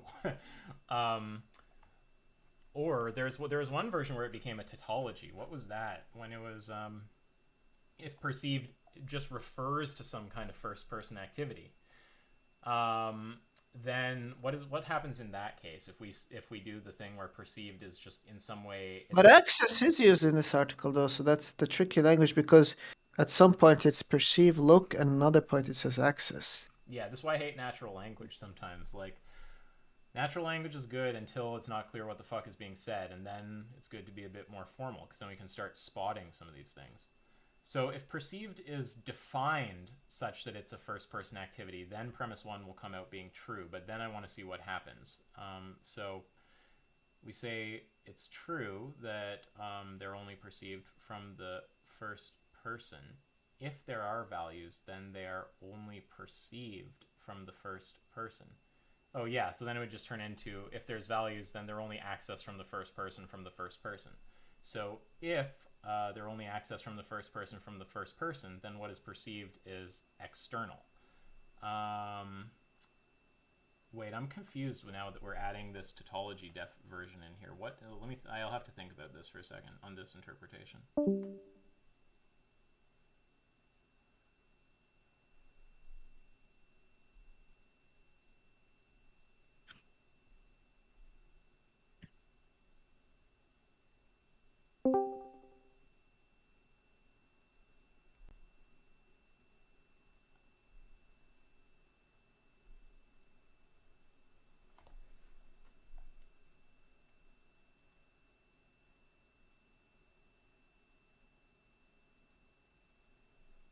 There's something interesting in the article though. It says if you desire X, you do not step into the third person perspective, But suppose this is wrong and we don't wonder whether X is desirable from the first person. Instead, suppose we step outside ourselves into the third person. Why? But that doesn't follow because it could be the case that you can hold it's both accessible from and whatever accessible means, like Yeah. perceivable, whatever, from the first and the third person. It's not like Right. when you're saying it's only ascertainable from like the first. It's not the Yeah. case that it's only ascertainable from the first person, but then you're committed that they can only be only accessed from the third person. You might hold the disjunction that they can be accessed from the first and the third person. Unless they make an analytic move of saying that access just refers to a first person activity. But in that case, which I just took a minute to think about, premise 2 comes out false. So if we say if perceived just means access from the first person, that's kind of like I'm shorthanding it, but anything that's kind of like analytic with that and contains that or whatever, if perception requires that it occur from the first person, then we can sum it up kind of like if there are values, then they are only perceived from the first person, right? If they're only perceived from the first person, then what is perceived is external. Well, no, it could be that you can only observe something from the first person, but that thing could also be external, and we might access it in some other way and just not use the word access anymore. That's just kind of coming up with a proprietary definition of access that bakes in it being a first-person activity. And according to that, you can just grant that, be like, okay, so this proprietary definition of access, sure, we can only come to know values in that way from the first person because it's just analytic, but we could also just come to know them in other ways. So it's not going to follow that they're external, right? Because you've established that the way we come to know them is from the first person, but it doesn't follow that they're external from the fact that we can come to know them that way. Because you haven't established that's the only way we can come to know them, because access doesn't mean come to know anymore. It means come to know from the first person. Do you see the fuckery? No, I see what you mean. So there's But I think well, here, let me try to say this. So there's one understanding where perceived, you do the tautological thing. It contains in it that it's a first-person activity. On that understanding, P2 is false. There's another where perception is the disjunction of first-person observation or detached observation. On that understanding, it's not clear why premise 1 is true. And yeah, I'm not even sure I don't remember what the others were. But yeah, we have one where it's a tautology and premise 2 comes out false, and we have one where it's not and premise 1 is unsubstantiated. So I'm asking if you agree with that criticism. No, no, I understand what you mean. I agree with that. I'm just trying to see if there's any way around these types of objections. Sure. Because I will make sure to make it clear whenever you are invoked, because for some reason you get invoked by Jack as someone who will render this. I just will make a point of saying, no, Venus agrees with me, not with Jack. He thinks my criticism is correct. Because I'm just really tired of the, like, oh, someone else is going to defend this, and then you guys don't want to be mean to Jack, so you're not just going to say, I just think this is some Harry Potter bullshit, and we kind of talk about it, but it's like, I want everyone to be clear. None of you guys actually think this is defensible. None of you guys think there's an argument that actually stands up to my criticism.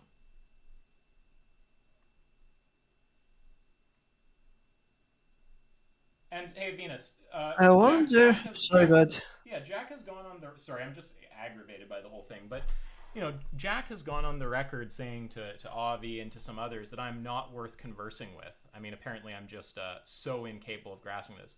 Do you think, based on the kinds of criticisms that I've given here, that I'm someone who's not worth engaging with? No, I think you're like analytically really good at like analyzing and breaking things down and pinpointing where the problem lies. Thank you. I think so too. But I'm just wondering maybe what he has in mind is something like maybe like desires are like irreducibly normative or odds, and if you access them from the third perspective, it's going to be like a descriptive sentence. But a descriptive sentence could never entail an odd, and that's why they That's have right. to be accessed from the first person. Can Maybe you spell that's. that out I mean, clearly? this is Yeah, like that's right. this is like That's right. this is That's right. like. By the way, this is just me speculating what the argument probably is that No, Jack that's holds. correct. But this is like horribly presented in this article. If that's what Yeah, this that's article is correct. trying to Dog, get let That's him at. correct. finish. Let him finish, dog. I'm just saying That's- that if that's supposed to be the argument, then this article or this blog post does like a horrendous job at presenting it like that. And so I sort of don't blame you for um, sort of not understanding it or thinking there's like some gibberish going on by just being presented with this article. But I think what he wants to say is something like desires in some sense are irreducibly odds, and if you just access them from the third perspective, the scientific perspective, that is in some sense uh, descriptive. Maybe you can take it like an analytic identity. Oh. Sorry, maybe you can take it to be analytically descriptive or irreducibly descriptive. I'm not sure. The argument probably goes through either way. And given that that's descriptive, whereas desires are normative, are like reducible odds. Um, if I from the third person perspective ascertain that I desire an ice cream, that's not gonna entail that I ought to get an ice cream. But desires are such that if I desire an ice cream, I ought to get the ice cream. And so that's why they couldn't be accessed from the third person perspective. But that just leaves you from the first person perspective.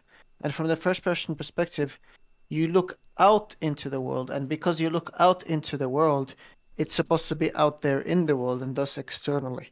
Was that what you had in mind, Doug? Or am I? Yeah, but I kind of the way I thought about it was different, but that's basically correct.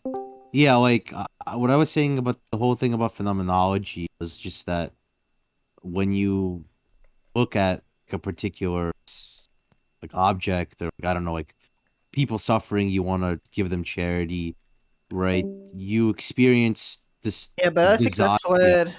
I think that's where the confusion lies. But let's just stick with the first point. Was that clear to you? Ask yourself what the argument might be. Ish, but I'd want to write it out again. I think that a lot of this, you just write it out and then the fuckery sort of like pops out. So should we try to write it?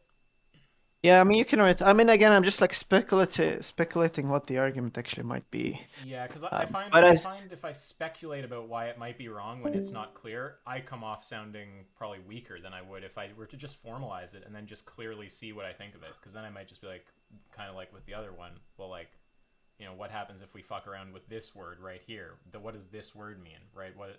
I But prefer that for analyzing arguments. but I'm curious about one thing. Like let's grant the is opt thing from like the third person. I didn't follow that quite enough to know what I'm granting there. Oh no, to I'm be just honest. I'm just viewing like an error in like the argument. Like let me just ask because I think Albedo and Dog probably has heard this argument like way more than I have. I've like heard it like loosely. And so it's not sort of like something I like speculated to right now, but that it seems like they're like granting that that's what Jack has in mind. Why is it the case that when I'm looking from the first person perspective, I couldn't be projecting a desire? Why is it that if I'm viewing it from the first person, it automatically means that it's external? What's the motivation for that claim? Because he wants to say that you be a moral patient then. Well, no, but see, this is what is a little confusing to me because when you say project, can you explain what you mean when you say like what does it mean to say project? Wait, but I thought this argument was against projectivism. Yeah, can we just be clear about the because I'm not following anymore. Can we just be clear about what the argument is before we try to do analysis on it? Because it's like it's sure. You're analyzing a thing I don't even have in my head.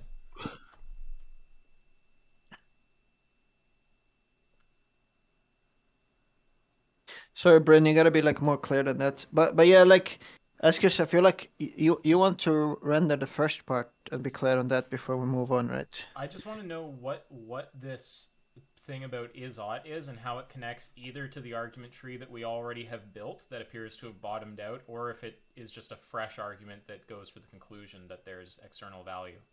Because I think and again, this is just something that I speculated to now. I'm not saying this is like representative of anybody, but it seems like Albedo and Dog are sort of like saying that seems to be accurate.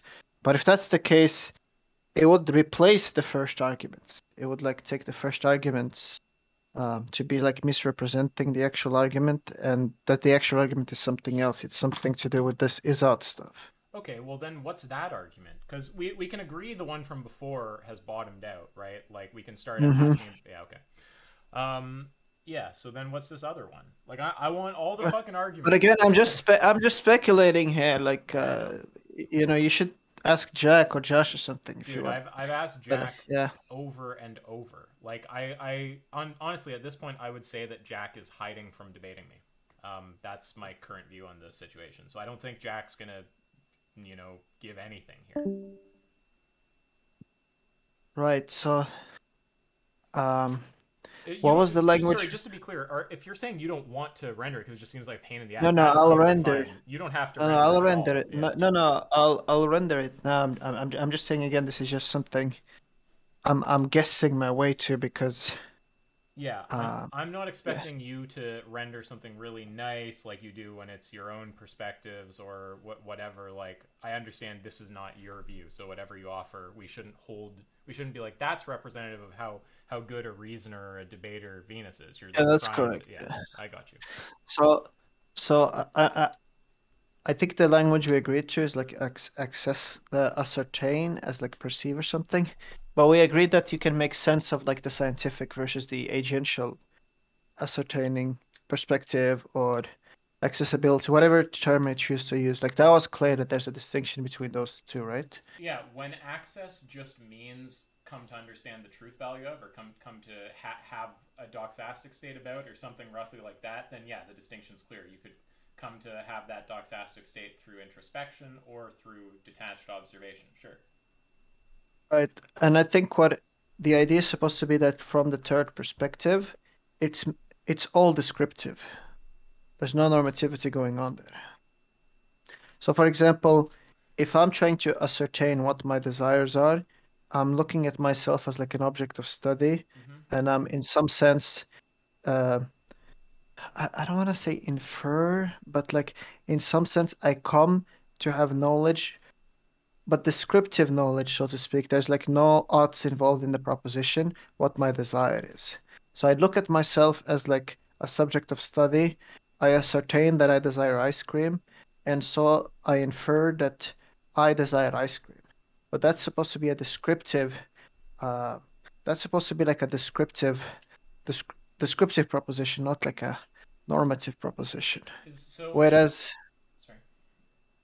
whereas, Yeah. whereas what they want to say is that merely ascertaining that from the third person perspective that I desire ice cream is not going to entail that I ought to get ice cream.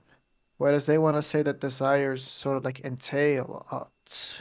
Yeah, I need to see that written out because I can picture different ways in which there might be fuckery there, and it's going to depend on how exactly it's written out. So is the idea sort of like if values are not external, then the is-ought gap is crossed. It's not the case that the is-ought gap can be crossed, so values are external? Sorry, one more time, please. I have just like a horrible headset that dies like every 10 minutes. No worries. If values aren't external, then the is-ought gap can be crossed, but it can't be crossed, so values are external. Yeah, that's supposed to be like the overall look at it, and then like the justification for each premise is supposed to be like what I'm talking about. Based on that, I don't grant that they're premises yet, because it has words like external value in it. So I currently don't grant that that's an argument. We can look at, there was a premise that didn't say external value, so we can look at just that premise and see if it's true. But as it stands, I'm actually not even really clear that's an argument.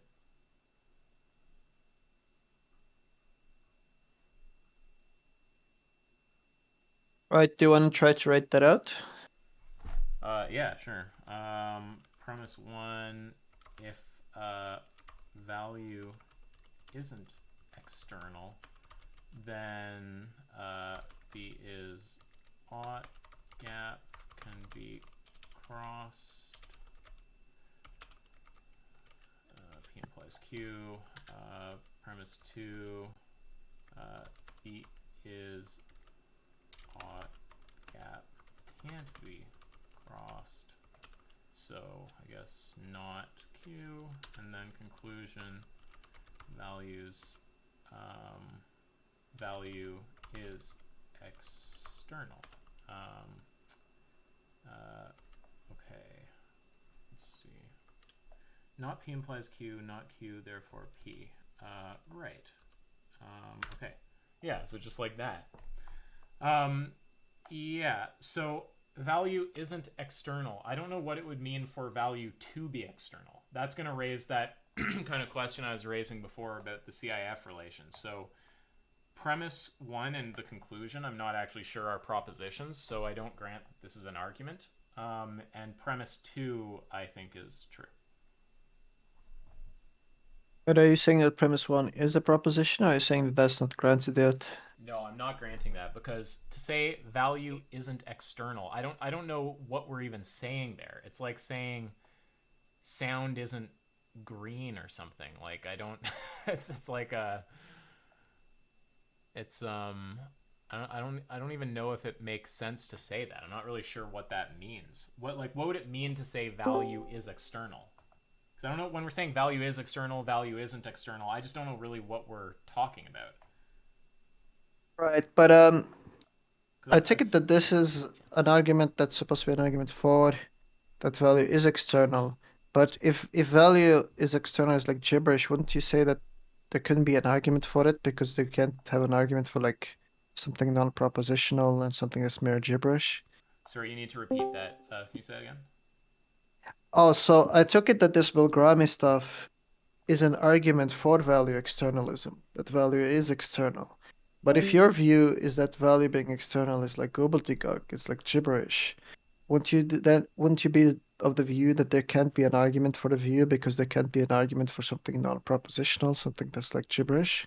Yeah, so that's why I say that my criticisms are basically A, I need a conceptual analysis of external value because I'm not even clear that the concept is coherent, and therefore that any ostensible proposition that uses, not mentions, that uses the concept is a proposition, and therefore any argument containing a proposition that uses the concept is an argument. So that's the first line of criticism. And then the second is that if such a conceptual analysis were provided, and I came to believe that there was some kind of coherent like thing being referred to, I'm not convinced that there exist any things like that. So it's kind of like the first stage is just giving a conceptual analysis to even get the concept of external value into my head. And then the second stage is actually showing at least one external value exists. Right. Do you think you can entertain the second stage without the first stage? Entertain the second stage. Which is whether there's an argument that it exists without knowing what it is. I mean, it kind of depends on how it's like phrased. Like there might be sentences that come up in that context that I can still like get my head around, but I think as long as they use the term, I'm not going to know what the sentence means. Right. So it could be there's yeah. So like it's But, not like, that we what's can't do the- anything. Like if there's some like even this argument, there's a premise that doesn't use the weird terms, and we can Mhm. look at that. What about if we rephrase the first premise to instead of if value isn't external, then the Izod gap can be crossed? What if we phrase that as if values are internal, then the Izod gap can be crossed? But that's gonna sound to me like a contradiction, because I think internalism, given how I define the terms, is just gonna be analytically true. Oh, okay, I see. Yeah. Yeah, then it's a bit tricky. Yeah, I think if someone wants to get me out of the position of just saying internalism is just an analytic truth, they need to actually give me this conceptual analysis, because when I use the terms, like when I think CIF relation, all I'm thinking of, I just take that to mean that the agent will be motivated in the case that they become aware of the reason, right? Which is, that's obviously an internal process. Oh wait, I have a Wait question. a So sec, what? please. Let me just complete my thought there. So I have to remember what I was saying. Fuck. This is sort of like somebody telling they have an argument for why bachelors aren't unmarried men, Right. so to speak. Yeah, exactly. Now maybe they have some other interpretation of what like bachelor means, according to which something like that makes sense, right? And it's like I'd be willing to hear them out or whatever. But yeah, like as far as I understand the meanings of the terms, it's just going to come out being an analytic truth that values are internal, because that CIF relation, to say it obtains is just to say that the agent becomes motivated, which is obviously something about their psychology, right?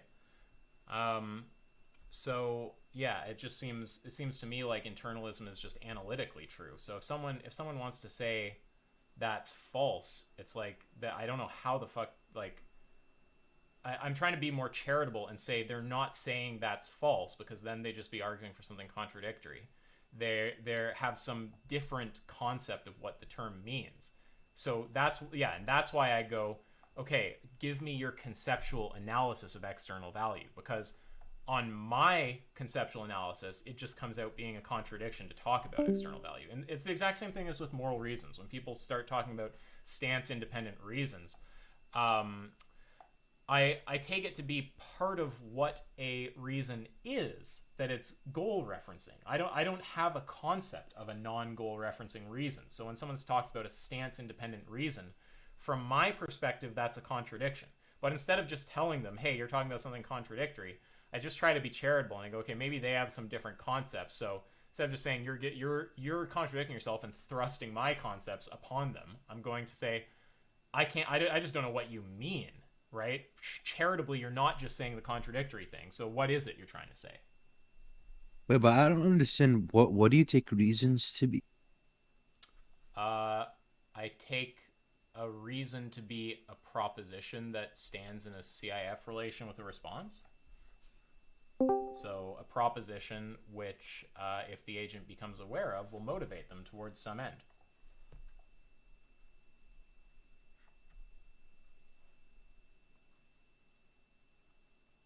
While Dog thinks about that, Venus, you get my point with the analytic truth, though, why I asked for the conceptual analysis instead of just saying it's a contradiction and forcing them into my terms. It's just about being, like, charitable, basically. Yeah, I understand. Like, if someone says, I think there is such thing as a married bachelor, it might be nicer to just go, like, well, what do you, maybe you tell me what you mean by that, instead of just going, dude, like, you're just fucking stupid. Those words mean this, and according to this meaning, they're just contradictory. But that is what's happening in my head when I think about, in the moral case, stance-independent reasons, or, you know, in this case, in the reasons case, a CIF relation that obtains in virtue of something external. Just don't know what the fuck. Wait, could you type the thing you just said to Dog right now? I just want to see it written. On what reasons are? So I think a reason, what, it's like a proposition that stands in a CIF relation with a response, something like that. Proposition that stands in a CIF relation with a response. To a response, you mean, or with a response? I think with No, is man. fine. Yeah. Okay, yeah. I think that's Now, like. why? Now, why can't that? Now, why does that have to be a mental state as opposed to something external? As long as it's something that stands in a CIF relation with a response. The CIF relation on the externalist view obtains between something external and some response. I don't know. Sorry, let me think of how to say this better. If the CIF relation obtaining doesn't just mean that the agent becomes motivated towards the response in the case that they become aware of the proposition, I don't know what the CIF relation means. But that interpretation that I just gave is one that's internal, because for it to obtain, it's just a psychological thing. It just means the agent, they have like a psychological constitution such that, given awareness of the reason, they'll be motivated towards the response. Wait, but what about Well, wait, was Venus running a thing there? Did you have a follow-up, or? No, I was just curious as to how do you bake odds into that language? Oh, I don't. Yeah, that's what I don't understand. Yeah, I don't really know. I'm not sure. You just have to, like, see where the word ought comes up. No, but you don't take. Do you take reasons to be odds, or do you just hold the view that they're motivating, and motivating means something other than odds? I don't know what it would mean to say a reason is an ought. You ought do a thing because you have a reason, right? Mm-hmm. What does it mean to say a reason is an ought? Oh, I just mean that if you have a reason, then you ought to do it. Like, how do you get that? How do you build that entailment into your definition? That's sort of what I'm asking. Oh, I think those are like synonyms. Like, to say someone ought do something is just to say. Okay, that I see. They have a reason. The reason, and given awareness of the reason, they would be motivated to so and so, right? Like, if I say, hey, you ought feed the homeless because it maybe for you it's the case that there's this reason you should feed the homeless because it maximizes utility. Maybe you're a utilitarian, right? It's all that saying is, if you became aware of the proposition that feeding the homeless raises utility, that for that proposition to be a reason for you to feed the homeless, all that's being said there is that that's a proposition which, if you became aware of, would motivate you to feed the homeless. It's not like there's some further spooky thing that, like, sorry, yeah? Become aware of, is that different than believing? No, just like, because it's like come to believe, ascertain. I'm fine with whatever language. Is any of that a problem for you, or the language there? Well, I'm trying to bake that out. So, like, in this case, reason wouldn't under this view reasons be beliefs rather than desires? I think a reason is a proposition. That is believed. No, it doesn't have to be believed. It has to be of the sort that if the agent believed it, they would be motivated. So it doesn't have to be believed. It has to be, if believed, they would be motivated. Okay, so reasons are propositions that are such that if they believed in them, they would be motivated. Yeah, Is that's that what I correct? understand. Yeah, that's what I understand reasons to be. And so how does this relate to desires, or don't you take desires at all to be relevant to reason talk? Um, how does it relate to desires? I'm not totally sure what that's asking. Um, For example, Jack, under Jack's view, reasons are desires. So for example, if I say I have a reason to uh, eat a chocolate ice cream, I just mean that I desire chocolate ice cream. But under your view, it's not the desire that's the reason, it's the proposition. And the proposition merely becomes motivating once it is believed. doesn't he take the view that desires are also propositions? They're like, doesn't he use like desires and start talking about beliefs and desires are both like propositions, some weird shit? I think the view is that the content of desires is propositions. For example, if I desire there to rain, it means that the content of my desire is it is raining. And what it means for me to desire that is that, in some sense, I wish it was true or something along those lines. So what is it that you're asking me? Oh, but for example, I don't need to believe that it is true that the proposition "it is raining" is true or false in order for me to desire it, and it could be a reason for me without me affirming nor negating nor suspending judgment on the truth value of it. And that's the view of reasons that Jack would hold. But it seems like under Yeah. your view, Well, that's you true of have mine to. also. You don't have to have any particular belief about its truth value. It's just whether you would be motivated given that you had a particular belief about it. Okay, I see. So I don't think that's a point of disanalogy. No, I'm just trying to understand. Okay, but regardless, you take it to be it's a proposition and it's only motivating once it's a mental state. Sorry, that's just different language than I use. It's a proposition and it's motivating once it's a mental state. Once it's Uh, believed. right. Yeah. It's Okay. yeah. Exactly. Yeah. That's right. It's a proposition that, if believed, by the agent for whom it counts in favor of the response would be motivated towards that response. Okay, so let's take something like Yeah, chocolate I'm ice. confused. You take odds as descriptive? One second. Let's just. I want to hear what Venus was saying there. No, but let's take something like And yeah, I if I guess we can do say it too. I Venus and I both do. Like we yeah. both kind of deflate all the normative stuff and think it's a subcategory of descriptive propositions. But yeah, sorry, go on with what you're saying. If I for example say that I'm by the way just asking just to understand how you would phrase things. Sure. I'm not raising some critique or something, but for example, if I said I I have a reason to eat chocolate ice cream, how would you translate that into like the belief proposition talk? I have a reason to eat chocolate ice cream. I don't know. I'd have to think about it for a minute or two. I can like do that.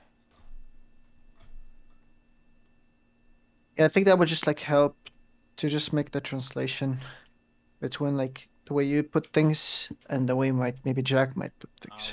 On first pass, I'm thinking something roughly like it means that if I came to believe that there was chocolate ice cream, I would be motivated to eat it. Okay. And You might add what some explains qualifier, like if I became aware and was hungry or something. I don't know. yeah, but why, for example, and I don't mean to go on like a tangent, but I think, for example, if I asked you if you came to believe there's such a thing as ice cream, why would you be motivated to eat them? Why would I be motivated? Oh, I don't know. That's like some psychological fact about me that's probably going to be opaque to me. Right, because I think under Jack's lingo, he would say what explains why once you come to believe them, why you want to eat them, is in virtue of some desire. It's in virtue of a desire. Well, is that just to Yeah. say it's like, it's because you have a particular psychological constitution that if you become aware that this thing in front of you is chocolate ice cream, you're going to want to eat it. Yeah, but I think he wants to say that is specifically that like psychological uh, description that is what he calls desire is something irreducibly normative, I think, under his view. Whereas under your view, you just want to say it's merely like a fact about your psychology, maybe the way you think or something like that. It's not, there's nothing normative that goes on there. Maybe just the way your brain is set up is just that like if you come to know there's like sugary things, you'll be disposed to eat sugary things. Would that be correct? I'm not sure I totally tracked through that. I think it was, but could you repeat that? Right. So like when I asked you, in virtue of what, once you came to believe that there is chocolate ice cream, you'd be motivated to eat or to obtain chocolate ice cream, you said, well, that's probably just going to be some fact about your psychology, right? Yeah, I think it's like some like like there's going to be some big explanation about like I have such and such a brain and evolution did this and that and I was raised in such and such environment and my taste buds have such and such reset. Like I don't fucking know. It's going to be some big complicated thing like that. Right. But that response seems to, in a way, be compatible with two views. It will be compatible with like a dispositionalist view, but it will also be compatible with like a normative desire account. I'm not sure I'm following. So, for example, it could just be the case that what you mean is that you're disposed to eat chocolate ice cream if you came in the vicinity of like chocolate ice cream or something. That's right. Yeah, that's just Right. saying if I come to believe like this is chocolate ice cream, I would be motivated to eat it. Yeah. Right, and that can be like cashed out in like a dispositional description. For example, like think of a match and a fire, right? So like it's I like understand what it if means you to have say a match, disposition. yeah, exactly. Yeah, that's Right. right. I agree with But I that. think but I think under Jack's view it's supposed to be non-dispositional but normative. And so I think there might be some disagreement there that's gonna lead to disagreement about this argument, this Bilgrami argument. What does it mean to say it's not? What is it that's not dispositional? The explanation of why you desire something? No, well, he's gonna hold desires to be non-dispositional and normative. Wait, but I thought the question wasn't what is a desire. It No, was why do I desire no, something? no, not why you desire something, why you'd be motivated to eat the chocolate ice cream once you came to believe that there are chocolate ice cream. Why I would be And motivated to eat it if I came to, what is it Yeah. that's wrong about or I don't get it. So I want Yeah, to you say under your view, you're explaining it as a form of disposition. That could like I'm be explaining entirely what cashed. as a form of disposition. You're giving the disposition as an explanation for the motivation.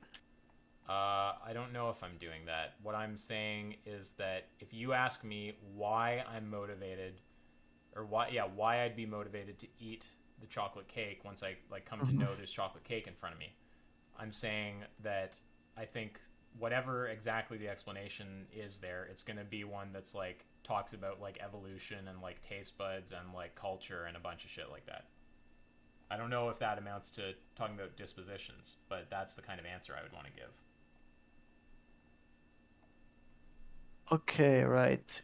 I see what you're saying. And let's See, here's make the sure, interesting. just because one thing that sometimes comes up here, I'm kind of trying to get you to articulate it clearly enough that I can see if this is the bug, but there's sometimes the thing that happens when we start asking about a causal explanation or an inferential justification.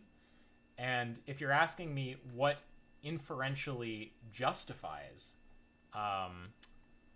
my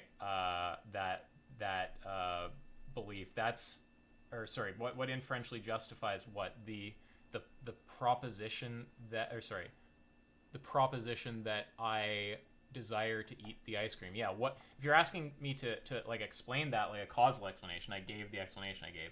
And then if you're asking for an inferential justification, No, I'm not asking. So, I think sort of like the explanation that you gave might sort of like have a missing step. I'm not entirely sure because I think you said something about psychology earlier, and I think that's. But for example, let me just give you like an example that maybe somebody like Jack or Josh or something might say. They might say something like, if I came to believe there's such a thing as chocolate ice cream, I'll be motivated to obtain chocolate ice cream. And what explains why I'm motivated is because I desire maybe chocolate things or sugary things or something like that. I have some certain desire that is related to chocolate ice cream. And then if they were to be asked why do you have the desire, they could give like the evolutionary causal historical account. But there's a step between the evolutionary causal account and the if I believe X, I'll be moved to obtain X. And that step there, sort of like the missing link, is supposed to be desire under their view. Now earlier you said psychology something, but psychology something is compatible with it being a disposition or it being a normative desire. And that's sort of like what I'm trying to understand. Is it do you hold them to be dispositional or do you hold them to be like a normative desire? Normative desire. Do I hold what to be dispositional or a desire?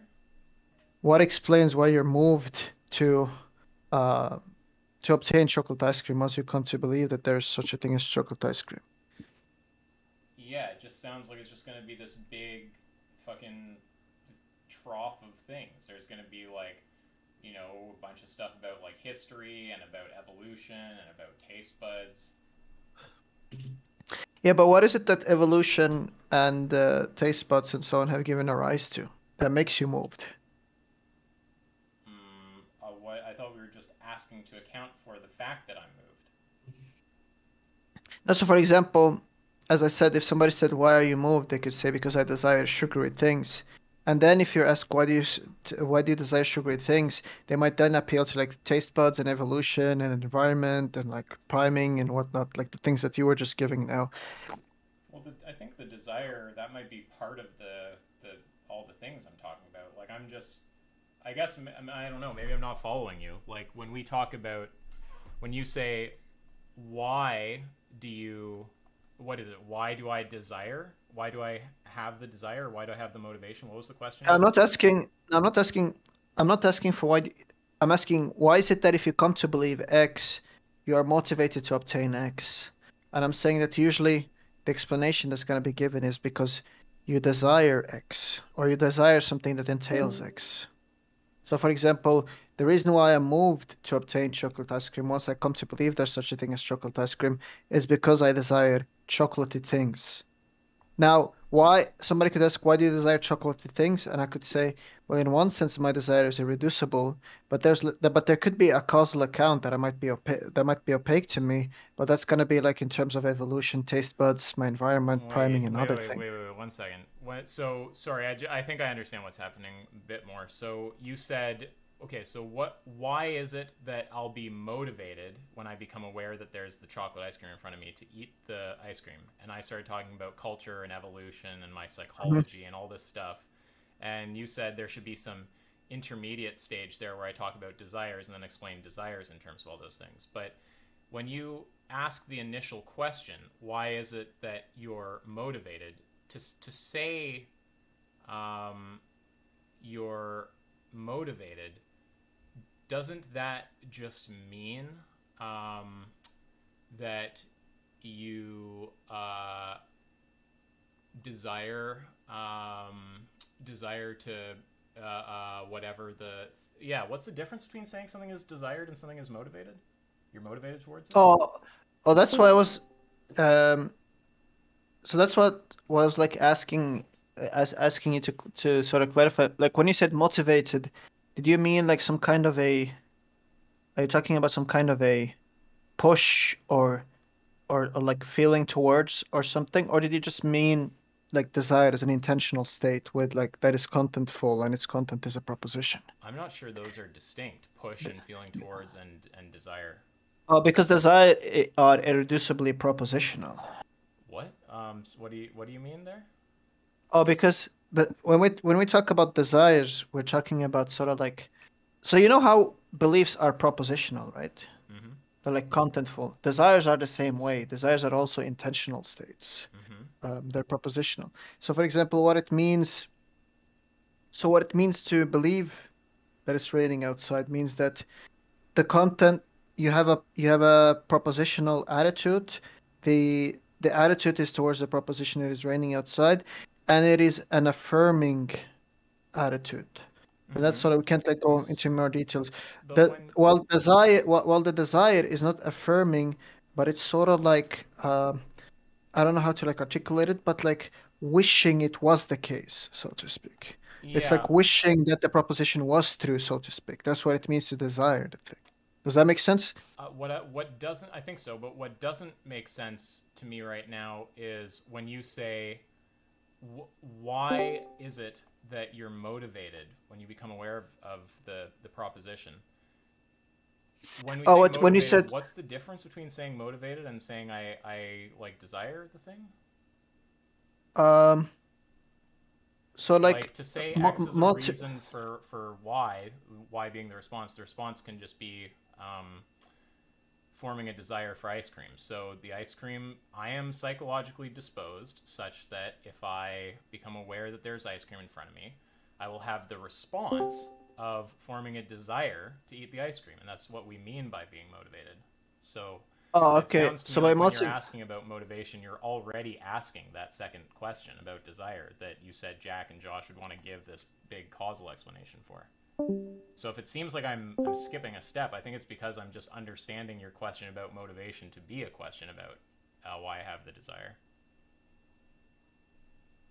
Oh, no, I understand what you mean. It's just that some people like to make a distinction between motivation and desire, but I take it that by motivation you just meant like a propositional attitude. That would be like a desire. Was that correct? Yeah, I'm not clear that there's any difference between motivation and desire. As far as I can tell, I'm just using those like interchangeably. I desire X, I'm motivated to... We might have to fuck with the phrasing a bit, but like to say I desire to fuck, is that different than just saying I'm motivated to fuck? Like what? I mean, I'm not sure it is. I think I just use those interchangeably. Oh, okay. So that's fine. So let's go back to the initial thing. Then you said that if you believe... So a reason is going to be such that if you believe, so reason is going to be a proposition P such that if you came to believe P, you would desire P. Is that correct? Not that you desire P. If you came to believe P, it would, you'd be motivated towards some response. So P is a reason for that response. But I thought we just agreed that motivation and desire is the same thing. Wait, I don't see how that connects, but I'm just clarifying the thing that... So P doesn't have to be a reason for desiring P, right? Like P, the proposition might be like chocolate cake is in front of me right now. And it's not like that acts as a reason to desire that chocolate cake be in front of you right now. It acts as a reason to eat chocolate cake, which is a separate thing, right? So I don't think that we're just saying if something is a reason... it is almost like you said, if it's a reason, it's like a reason for itself or something. It's like, no, it's a reason for some response. It counts in favor of some response that might be like eating the chocolate cake or something, right? If I become aware of the chocolate cake in front of me, I will have the response of desiring to eat the chocolate cake. So we say that the CIF relation obtains, and all that means is that I am the kind of agent such that if I'm made aware of the chocolate cake being in front of me, I will have the response of desiring to eat the chocolate cake. I will have the response of desiring to eat the chocolate cake. Yeah, it's not like if I come to believe that P, I'll desire that P. That would be like saying if I come to believe there's chocolate cake in front of me, then I'll desire that there's chocolate cake in front of me. No, like the response could be something other than being about the same proposition. The response could be wanting to eat the chocolate cake, for example, right?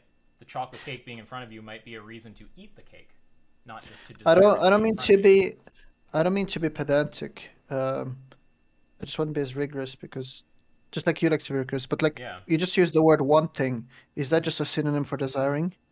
Yes. Yeah. Did I say something weird there? Okay. No. I'm just asking for clarity.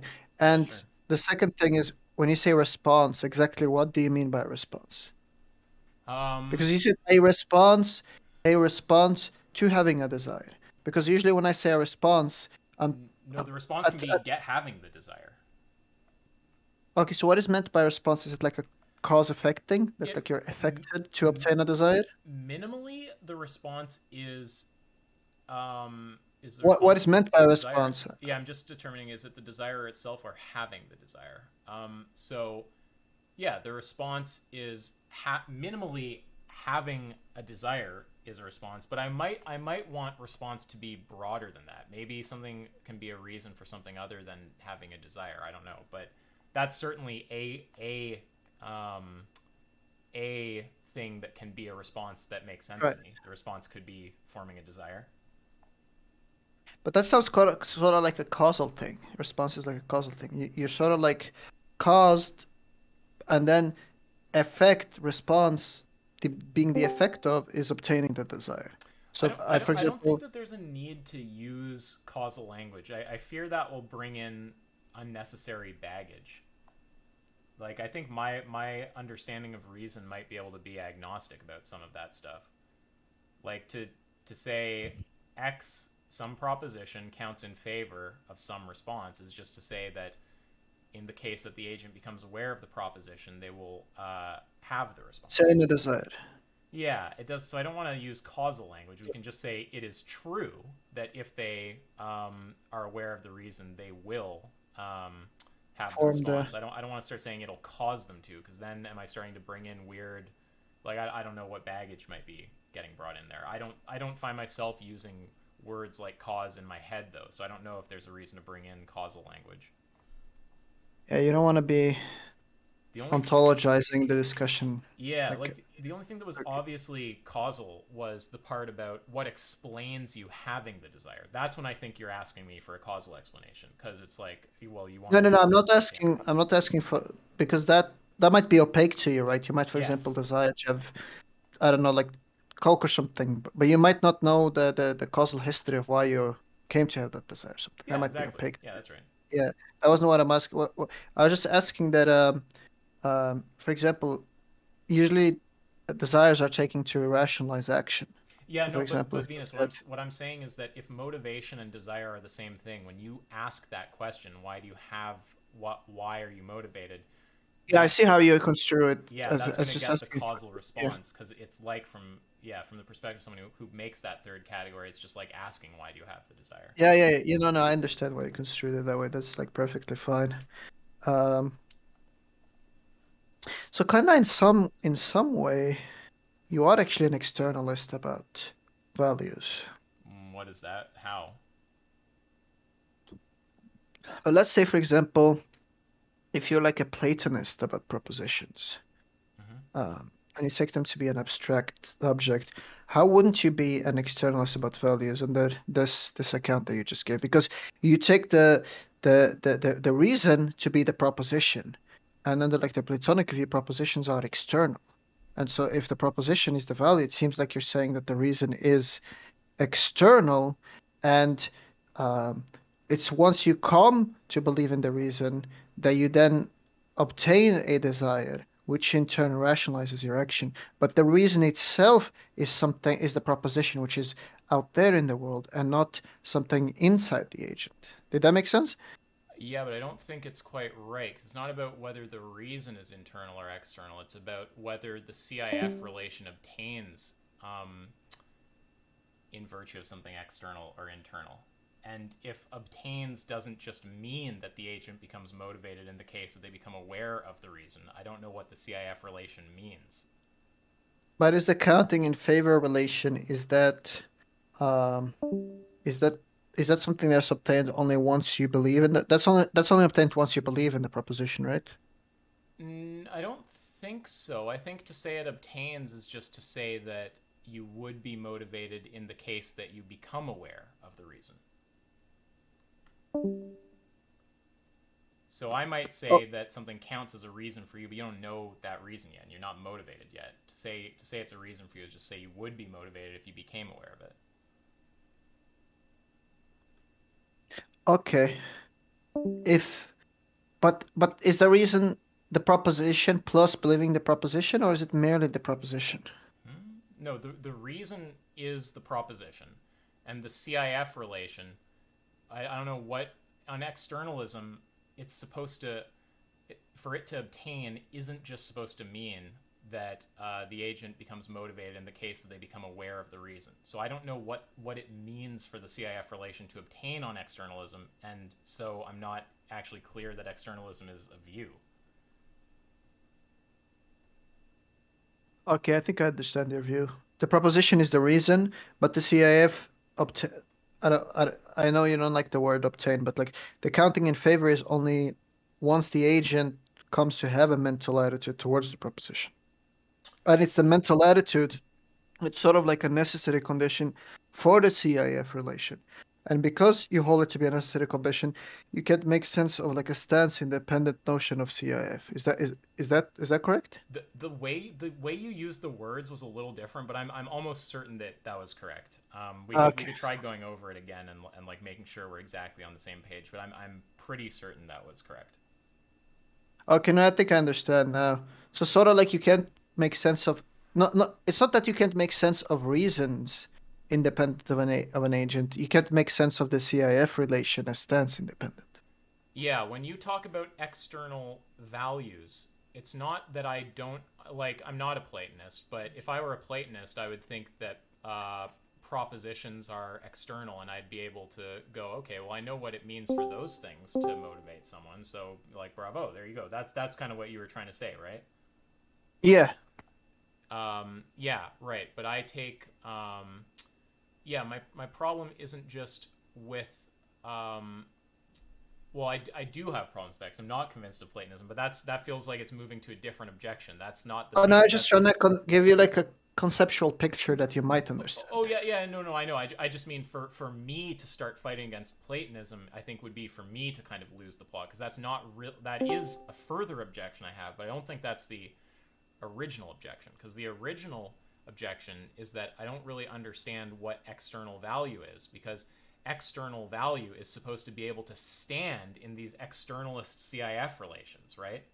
So wait, actually, even on Platonism, would I even know what that means? I'm not even sure. But yeah, the problem isn't about the reason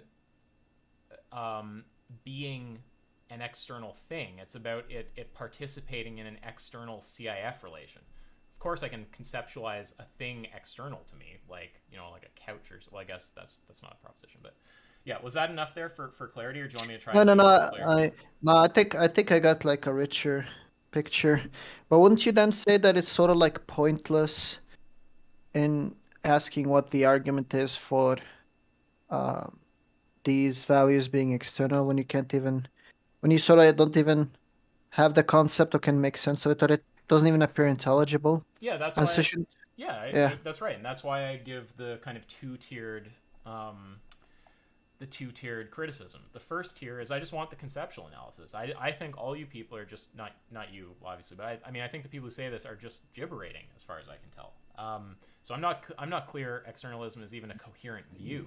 But then there's this further question of, if you establish that it is, are there actually any things that answer to the label of external value, right? There's the question of, does that label actually describe something coherent? Then there's the further question of, is it an empty set, right? So the arguments are all towards saying it's not an empty set, right? But whether the set is defined coherently is the primary objection. Does that make sense?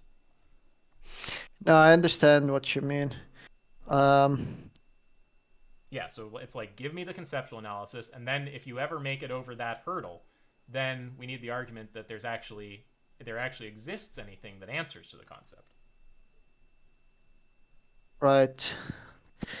Now, I sort of got lost, but I wanted to go into the just like the is odd thing and see if we could just like get that into like an argument form. So like Sure. all of this didn't go to like waste. But did you understand like when they say like desires are normative, or sort of like if you desire X, you have a reason for X. Do you understand that type of talk? If I desire X, I have a reason for X. Yeah. It's to 1 second. So if I say that I have a reason for X, I'm saying that there's some proposition in virtue of which I have the response X. So the response is desiring something. Can you phrase that again? I understand what it is to have a desire for that to be the response to apprehending some reason. Think of something like hypothetical imperatives or hypothetical norms. Hyponorms. Yep. Like, it's gonna be something like, if I desire X, I ought to do Y, and Y would be an action that realizes X. Sure. Right. Now, fuck, what was it? Well, Is ought gap. yeah. So like, yeah. So like the hypothetical norms there, sort of shows like the normativity of desires. Does that make sense? No. You lost me there. Okay.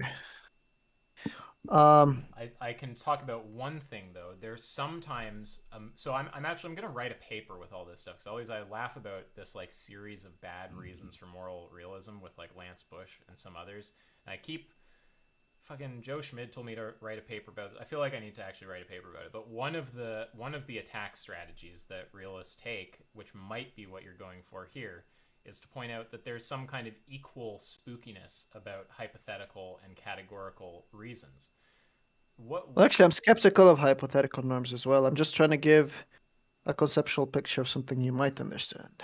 Well, I think the skepticism about hypothetical norms, I think that comes from this weird construal of them. Because, like, well, unless you're skeptical for some other reason I don't know about. But if the idea is just like, well, look, it's just as spooky to say you just ought X as to say if you desire Y, you ought X. Why is it the case that if you desire Y, you ought X? And the idea is like almost like the ought there is having some spookiness built into it. But if you just understand ought to more or less just mean that you have the desire, then it's not like it's almost as if these people want to say that you're baking some sketchy, the same kind of spooky categorical reason into your hypothetical reasons when you say suddenly this thing you ought do it just because you have this desire. Well, why is it the case that you ought do it because of this desire? And I think that's just confused. I think it's just analytic that you ought do it because you have a desire. That's all. That's just like what you're saying when you're saying you ought do it. So I don't know if you're trying to you're something building like that, but I don't agree with those kind of criticisms if that's what you're trying to get to. Now, for example, you can be like error, like an error theorist about normativity as a whole, as in you don't believe there are any oughts, whether categorical or hypothetical, right? And so, under such a view, you would say, look, there are no hyponorms. If I desire X, I ought to do Y. The consequent there is just going to be false. Oh yeah, no, I don't Right. do that. I'm fine with the ought, Right. but sorry, yeah. Now, so that's like one anti-normativist view, which I assume that's not your position, right? Well, you basically, the answer is it depends on how we talk about normativity. So if you think of normativity, and this is just broadly how I approach like a lot of things in philosophy. If you think of normativity as a concept on like a spectrum from like spooky to like just something like trivial and descriptive, it's like I'm going to start offering that objection the spookier that it becomes, right? So when I don't want to lose the word because I find myself using the word all the time, right? So obviously I have some concept of ought operational, and when I look at what it is, it just seems like a descriptive thing. This is why you and I had previously agreed that normative propositions are actually just a proper subset of descriptive propositions. Yeah. So to say that. Yeah, but I think there's an equivocation. That I agree that like under the normal way we'd use descriptive oughts would just be a form of description. So they would be a subset. Yeah, sorry, go ahead. Yeah, so I just want to say on the robust notions, I'm going to eliminate normativity like you are. And then on the deflationary ones, I'm going to go, oh, that's fine. Okay, I see what you mean. Then you might also just object to the premise in the argument that just says that sort of like values are required for agency. So you might just object. Yeah. I do, but the first round of objection, although this might serve as a secondary kind of objection, the primary objection is just, again, there we're using the term value, which I don't grant is coherent in the way that these people are using it. Right. So if you were to like summarize the objections, it will be that like value, the way they're using it, is not intelligible. Um, the notion of external, well, the very first round is that external value is not intelligible, and then you go on to say that like if we bracket that worry, I'm not convinced that it's not an empty set. What's the argument that it's not an empty set? Yeah, that's right. And then they give you this argument, and then you can go on to say that you don't grant that if there are values, then they are only perceived from the first person, Well, and no, if no, only no. perceived from You oh sorry you lost me. You had me right on the first two, but no, if they give me any argument that uses value, I'm just going to go to the first objection. oh okay so you're just gonna go back to the first objection. Okay, I Yeah, see. until they give the conceptual analysis, same thing if I'm talking to a parfit person. They can go in all sorts of fucking loopy directions once they get their weird concepts on the table. I want the conceptual analysis of external value, and I don't think that's going to be forthcoming. And sort of what you request of Jack is sort of like, if you get past the first one, you bracket that worry, and you ask, well, how come it isn't like an empty set? Is that he doesn't employ the terminology of value without a conceptual analysis, unless he's just gonna mean what you mean, which is just gonna be a psychological motivation. Oh yeah. He can't unless he takes a concept of, unless he uses a different concept of value. That I do understand, we're never even going to get to the second objection. And possibly based on how they cashed out, I might not object, right? Like, it's the same kind of way with realists. Once you force them to be clear what they mean when they use their spooky moral language, it's like some of them keep talking spooky language, and you just go, okay, well, I don't know what the fuck you mean. And then some of them try to make it make sense, but end up just saying something kind of trivial. And you're like, oh, okay, I can grant that, right? Like, sometimes you talk to a realist, and it turns out all they mean by there being moral value is that there's certain things, there's facts about what will maximize well-being. Like, we're talking to Sam Harris or something. It's like, oh, okay, well, that's true. Like, sure. So I might not even have the second objection if they cash out value in a trivial way, but I don't think they want to do that. I think they like their spooky shit. But yeah, you were right in your summation. The first problem is just the conceptual analysis, and then after that, assuming that the conceptual analysis doesn't just convince me immediately that there are such things, then there's a further problem of showing it's not an empty set. The set described by the thing we are conceptually analyzing. Yeah, I see what you're saying. It's interesting though. How would you? Well, I assume you've gotten this like a gazillion time before, but like if they were to like appeal to primitive notions, would you just ask for like an ostensive like definition or something? Was that the move you make there? No, and these are all on my list. The equal spookiness of hypothetical reasons. The sorry, what was the one that you just mentioned? Oh yeah, semantic primitivity, family resemblance. There's like a whole ton of these strategies realists use. They're equal. That a lot of other concepts at base are like undefinable. The net of terms with similar. The net of other weird normative terms. Anyway, there's a bunch of these strategies. But yeah, to that particular strategy, when someone says, oh, it's primitive, I can just go, okay, well, I'll just grant the existence of primitives. Something I don't actually do. I'm not convinced that there are primitives, but we just grant the existence of primitives. The problem is still, how do you convey that to me, right? I'll grant, sure, you can't convey it by definition. Okay, well, that's your problem. So now how are you going to do it? Are you going to do an interpretive dance? Are you going to try to convey it maybe by example as opposed to by definition? I don't know. But when I hear them say it's primitive, What if all they I'm say hearing is they have to convey it by another means than by definition. what if they, for example, let's take a primitive like existence. Is if somebody just tells you existence talk just seems like gibberish to me. Can you give me a conceptual analysis? No, so so I think what matters here is whether we share the concepts, right? So I don't think that I can give any kind of conceptual analysis of existence. And this is, again, why I just want someone like Jack to just grant that we're in a stalemate or give the fucking argument, right?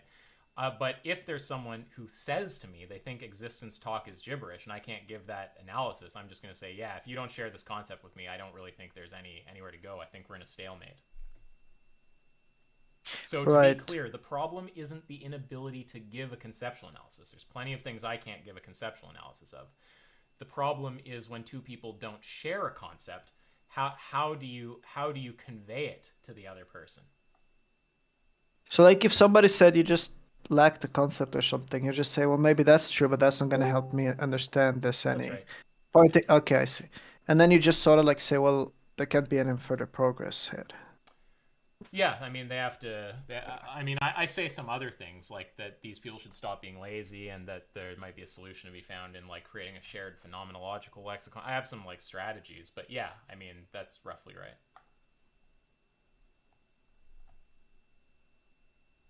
Okay, I see what you mean. Yeah, so just going, hey, there's other concepts we can't give a conceptual analysis of, and you accept those. It's like, yeah, well, my problem isn't accepting or having concepts that you can't give a conceptual analysis of. My problem is that I don't have your concept, right? Like, so it's not that in principle there's some problem with not being able to do conceptual analysis. It's that I'm trying to understand what the fuck you're saying, and I don't have that specific concept that you're using when you say shit. Those are different. Surely you appreciate the distinction there, yeah?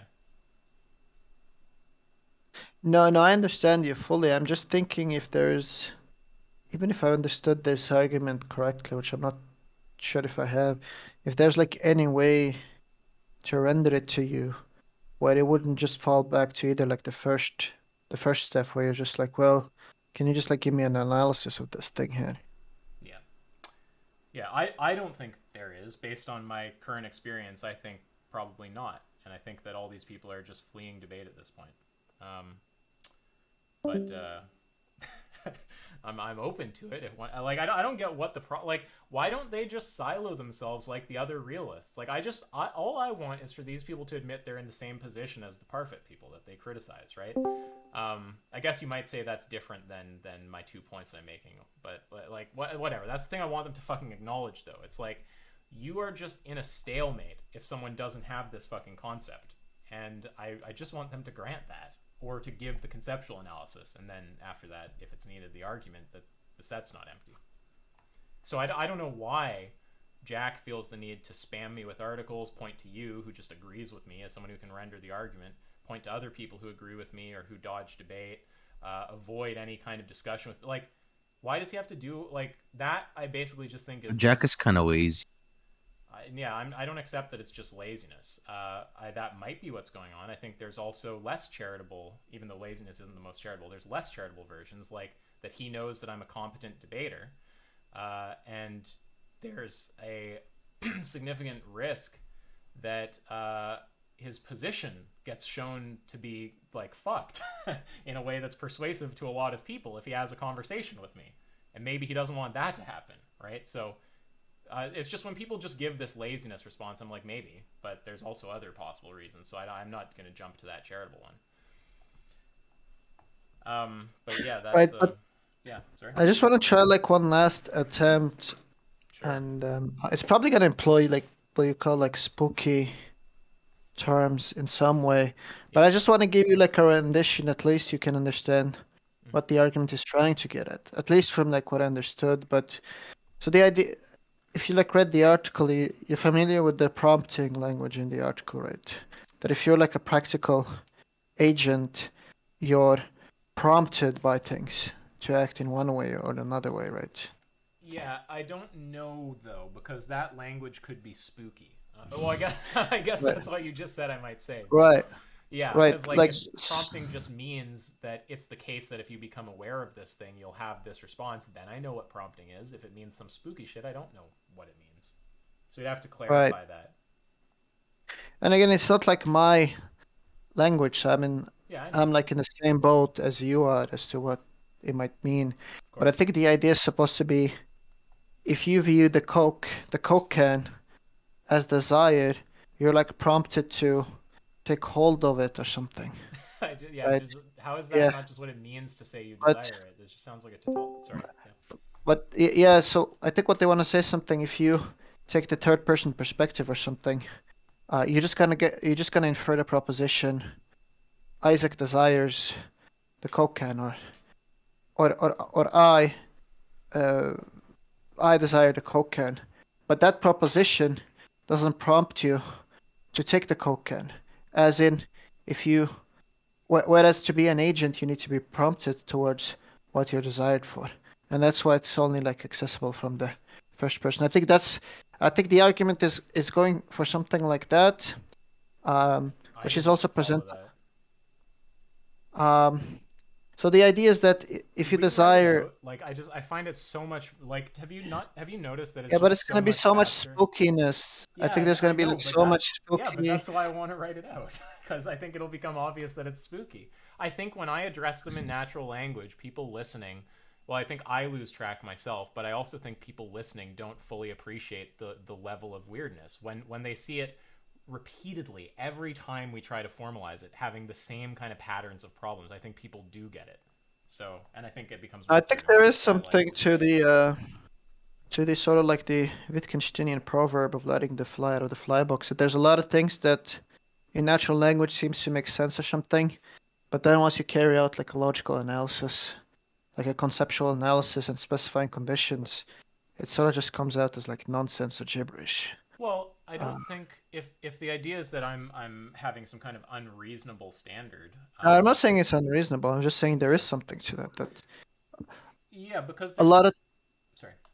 So now I'm just saying a lot of times something in natural language seems to make sense, but then in fact there's just like a shroud Yes. of mystery in natural language Yes. that once it's removed, it's sort of like the Scooby-Doo meme, like it's like a monster or something, and then you remove the mask and it's like a tiny guy or something. It's like you remove the, yeah. Yeah, that's exactly right. But that's counting in favor, of formalizing the arguments, at least for me, right?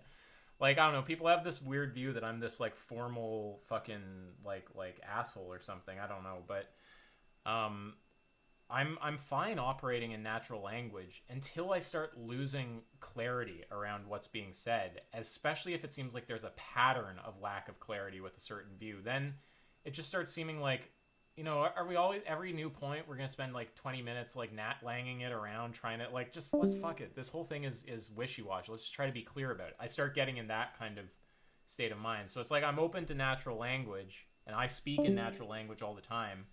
But there's a certain point where there's such a lack of clarity that it's like I just want the fucking argument, and this stuff is well past that point for me. No, I understand, but I think the thing you're sort of requesting. Well, you can do it in natural language. I'm not even sure if you want. I'm not sure I'll even. Try. No, I don't. I mean, like just like something like prompting or perceiving or something. Ultimately, I think it's just gonna bottom out then. If you analyze it away, it's either gonna give you like for example, the whole prompting thing. Like, well, what does that? Yeah. How are you gonna like further analyze that? Is it gonna move you towards the action? What does that mean? Well, yeah, and keep in mind, I'm not just sitting here playing dumb. I have an idea of what prompt means, but these people want to say your idea is not right. Prompt isn't just desiring it or whatever. It means something else. Okay, so it's not me sitting here being like, oh, I have no idea what prompt means. It's me saying, okay, here's my understanding of prompt. The other side saying that's not what we mean, and me going, okay, well then you guys got to clarify what the fuck you're talking about. But I think one useful way, though, which is sort of like the middle way, maybe, is to write it out in the natural language, employing the spooky terms, and then just asking Bill Gramy or Jack to provide an analysis of the spooky terms and replace the spooky term with his set of necessary and jointly sufficient conditions, or whatever he gives you. I think that there's no point in asking Jack. I've asked Jack countless times. Or Bill Gramy, or... Yeah. Well, I could email Bill Gramy. I emailed Bill Gramy, but he didn't respond. Yeah. I don't know if he's yeah, but don't just email him and ask him. At least like have the natural language one formed, so you could like pin down where the confusion might lie. Yeah, but weirdly, I'm not as triggered by Bill Gramy because Bill Gramy is not the one like dodging debate. Like it's Jack who's annoying me with this shit. So I don't know. I could like message Bill Grommy, but yeah, it's always going to be that same kind of approach. Like I'm going to try to understand what the argument is. I'll be open to hearing it in natural language or seeing it written in some intermediate form that's not like fully formal. But if none of that gets it clear to me, I'm going to want to see something formal. And if the argument employs any weird fucking language, if it starts talking about perceiving or desirability or any of that weird shit, I'm going to make sure that those words are being used in the sense that I understand them. And if not, the other side has to give some kind of conceptual analysis, or I'm not even granting those things are the sentences using them are propositions. So it's kind of forcing the other side to like, look, de-spook this shit, or I'm going to say I'm not even convinced it's a fucking argument. And then I think when they de-spook it, it's just easily defeated. Like when we go, okay, well maybe perceive means this, and it's like, okay, well that's just false. Or it turns out being some kind of like some kind of trivial truth that like no one argues with or something. But yeah, so it's like force the other side to de-spook and to be clear about what they're saying, and then it just turns out being bullshit or just being something like trivial. No, I think that might be the case. I mean, I don't know if it's just if somebody could ask Bill Grommy, there might be some progress, but unless like maybe I don't know how useful it is talking to Josh, but I don't think beyond like the prompting language or the things you get in the huge article, you're gonna get any more analysis on the terms employed in the reasoning. I mean, you don't even have like a formalized argument, but you have like a loose set of reasoning that employs terms that appear to be spooky. Yeah. Yeah, and I just Yeah. want that to be granted. That's what I'm looking for. Oh no, yeah, that's I don't think anybody disagrees with that. Oh, sorry, I know you don't, but I mean that like from Jack. Like I want that camp to acknowledge this. I want those people to just admit that they're in the same position as the Parfit people, that they're in a stalemate, or to give the fucking conceptual analysis and then, if necessary, the argument. Like, what is so hard about that for them? Like, I mean, I can grant that I'm in a stalemate with someone who lacks certain kind of like foundational beliefs or concepts. Like maybe I just can't offer an argument to someone who's in that kind of situation, or a conceptual analysis. Like with existence, right? I don't know how to do a conceptual analysis of existence, and if someone says they don't share my concept of existence, yeah, I'm really not going to know how to like argue anything with them that involves existence. I'm pretty much just at a stalemate there unless I can find a way to get a deeper level of analysis. But the difference is I would just say that, right? I wouldn't do all this bullshitting. I wouldn't go, here's a million articles, here's all these people, and then when asked, well, look, okay, maybe there's something in all that, but can you actually give an argument? Being unclear, I wouldn't do any of that shit. I would just be clear. No, I don't have any kind of formal argument for this. I've not seen one rendered. I'm not sure if that can be done. I just have my leanings towards believing it for whatever reasons, and I would say something like that. I don't know why Jack can't do that. Yeah, I mean, besides then just asking Bill Graham, I don't think there's going to be any further progress then. But I think at least people here would agree with you that what's provided isn't like some argument, and there's like a range of terminologies that are not like defined and can be defined in a number of ways, and that adds to a confusion. And nobody's unjustified in being confused about what the argument is, given just from what has been provided. I think that's something people would. I mean, I don't know what else it gave you, but I mean, like at least this article from yesterday employs like loose form of reasoning. There isn't like any. It's not saying from this follows by this by the rule of like modus ponens or something. There's just like natural language reasoning, a number of ways to interpret it, and then terms like prompt, access, which are not like clearly Okay. defined. Right. Okay, well, I guess, okay, so even though we've already had this kind of conversation to some extent, I can throw you firmly in the bucket of people who agree with my criticism of Jack. Not the parts about his personality, but of the argument. Yeah, that nothing's been provided that makes it like clear, Yeah. and the terms employed being clear. Yeah. Okay, and when he refers to you as someone who can render something for P2, you would agree that whatever you can render just falls prey to my critique. Yeah, that Okay. I have some like loose speculation what they might be saying, but that speculation is gonna employ terms that I couldn't like analyze. Yep. Well, And I'm not entirely sure if they're meant to be primitives or not. And if they're like primitives, then I would like those concepts. right. So yeah, no one like harassed Jack, but to the extent that you're talking about this with him, feel free to mention that Isaac sat there and talked to Venus, and Venus ended up completely agreeing with him and thinking you're wrong, right? Maybe that will prompt him to actually have a discussion. And as I've said before, if any other people who believe this stuff want to actually defend it, I'm open to it. But my current position is just that Jack is hiding from debate and can't defend his view. Uh, is there anyone? Is there anything else you want to say, Venus, before going, or have we kind of talked that into No, the but ground? I think I might eventually just ask him how to analyze these terms, and if I get something more to work with, we could probably talk about it again in the future. Yeah, sure thing. I'm happy to.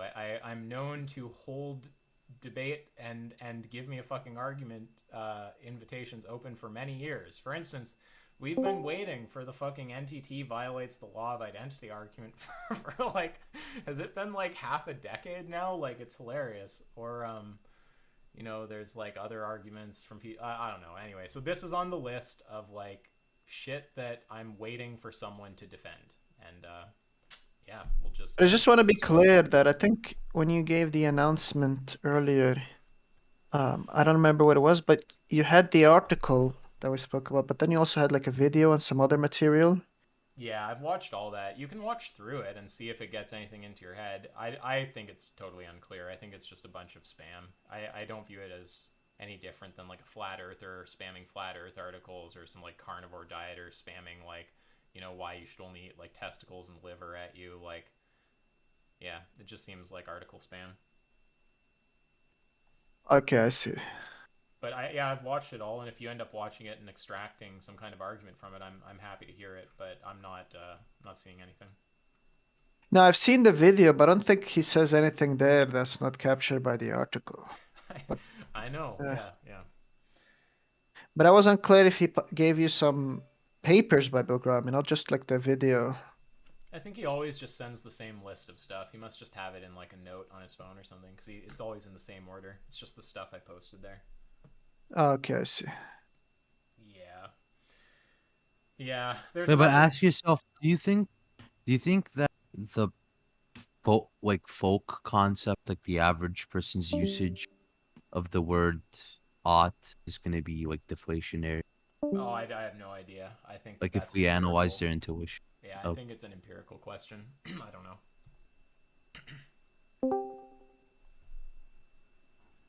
Yeah, maybe most people have a big spooky concept and no one's making sense. Maybe most people are deflationary. Maybe different people have different concepts at different times. Maybe the same people have different concepts at different times. Same kind of stuff I say when people start asking about like, well, yeah, like normative language. Like same answer I'd always give.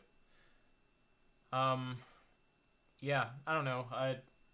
Is there anything else to say here? Like, I don't know. I guess Venus and I are probably done. You were done, right? You didn't have anything else there. Yeah, no, I think we're on the same boat. Okay, good, good. Dog and I think we already converged. I don't know if you have anything else. If anyone else does, feel free to say it. But I'm gonna go do some work. If not, sure. okay. Well, I think everyone's had enough because people are leaving. So yeah, that's good. But yeah, if anyone ever wants to defend the view, my offer is open. And feel free to tell Jack that I persuaded Venus that I am right and he is wrong. Okay. Have a good day, everybody.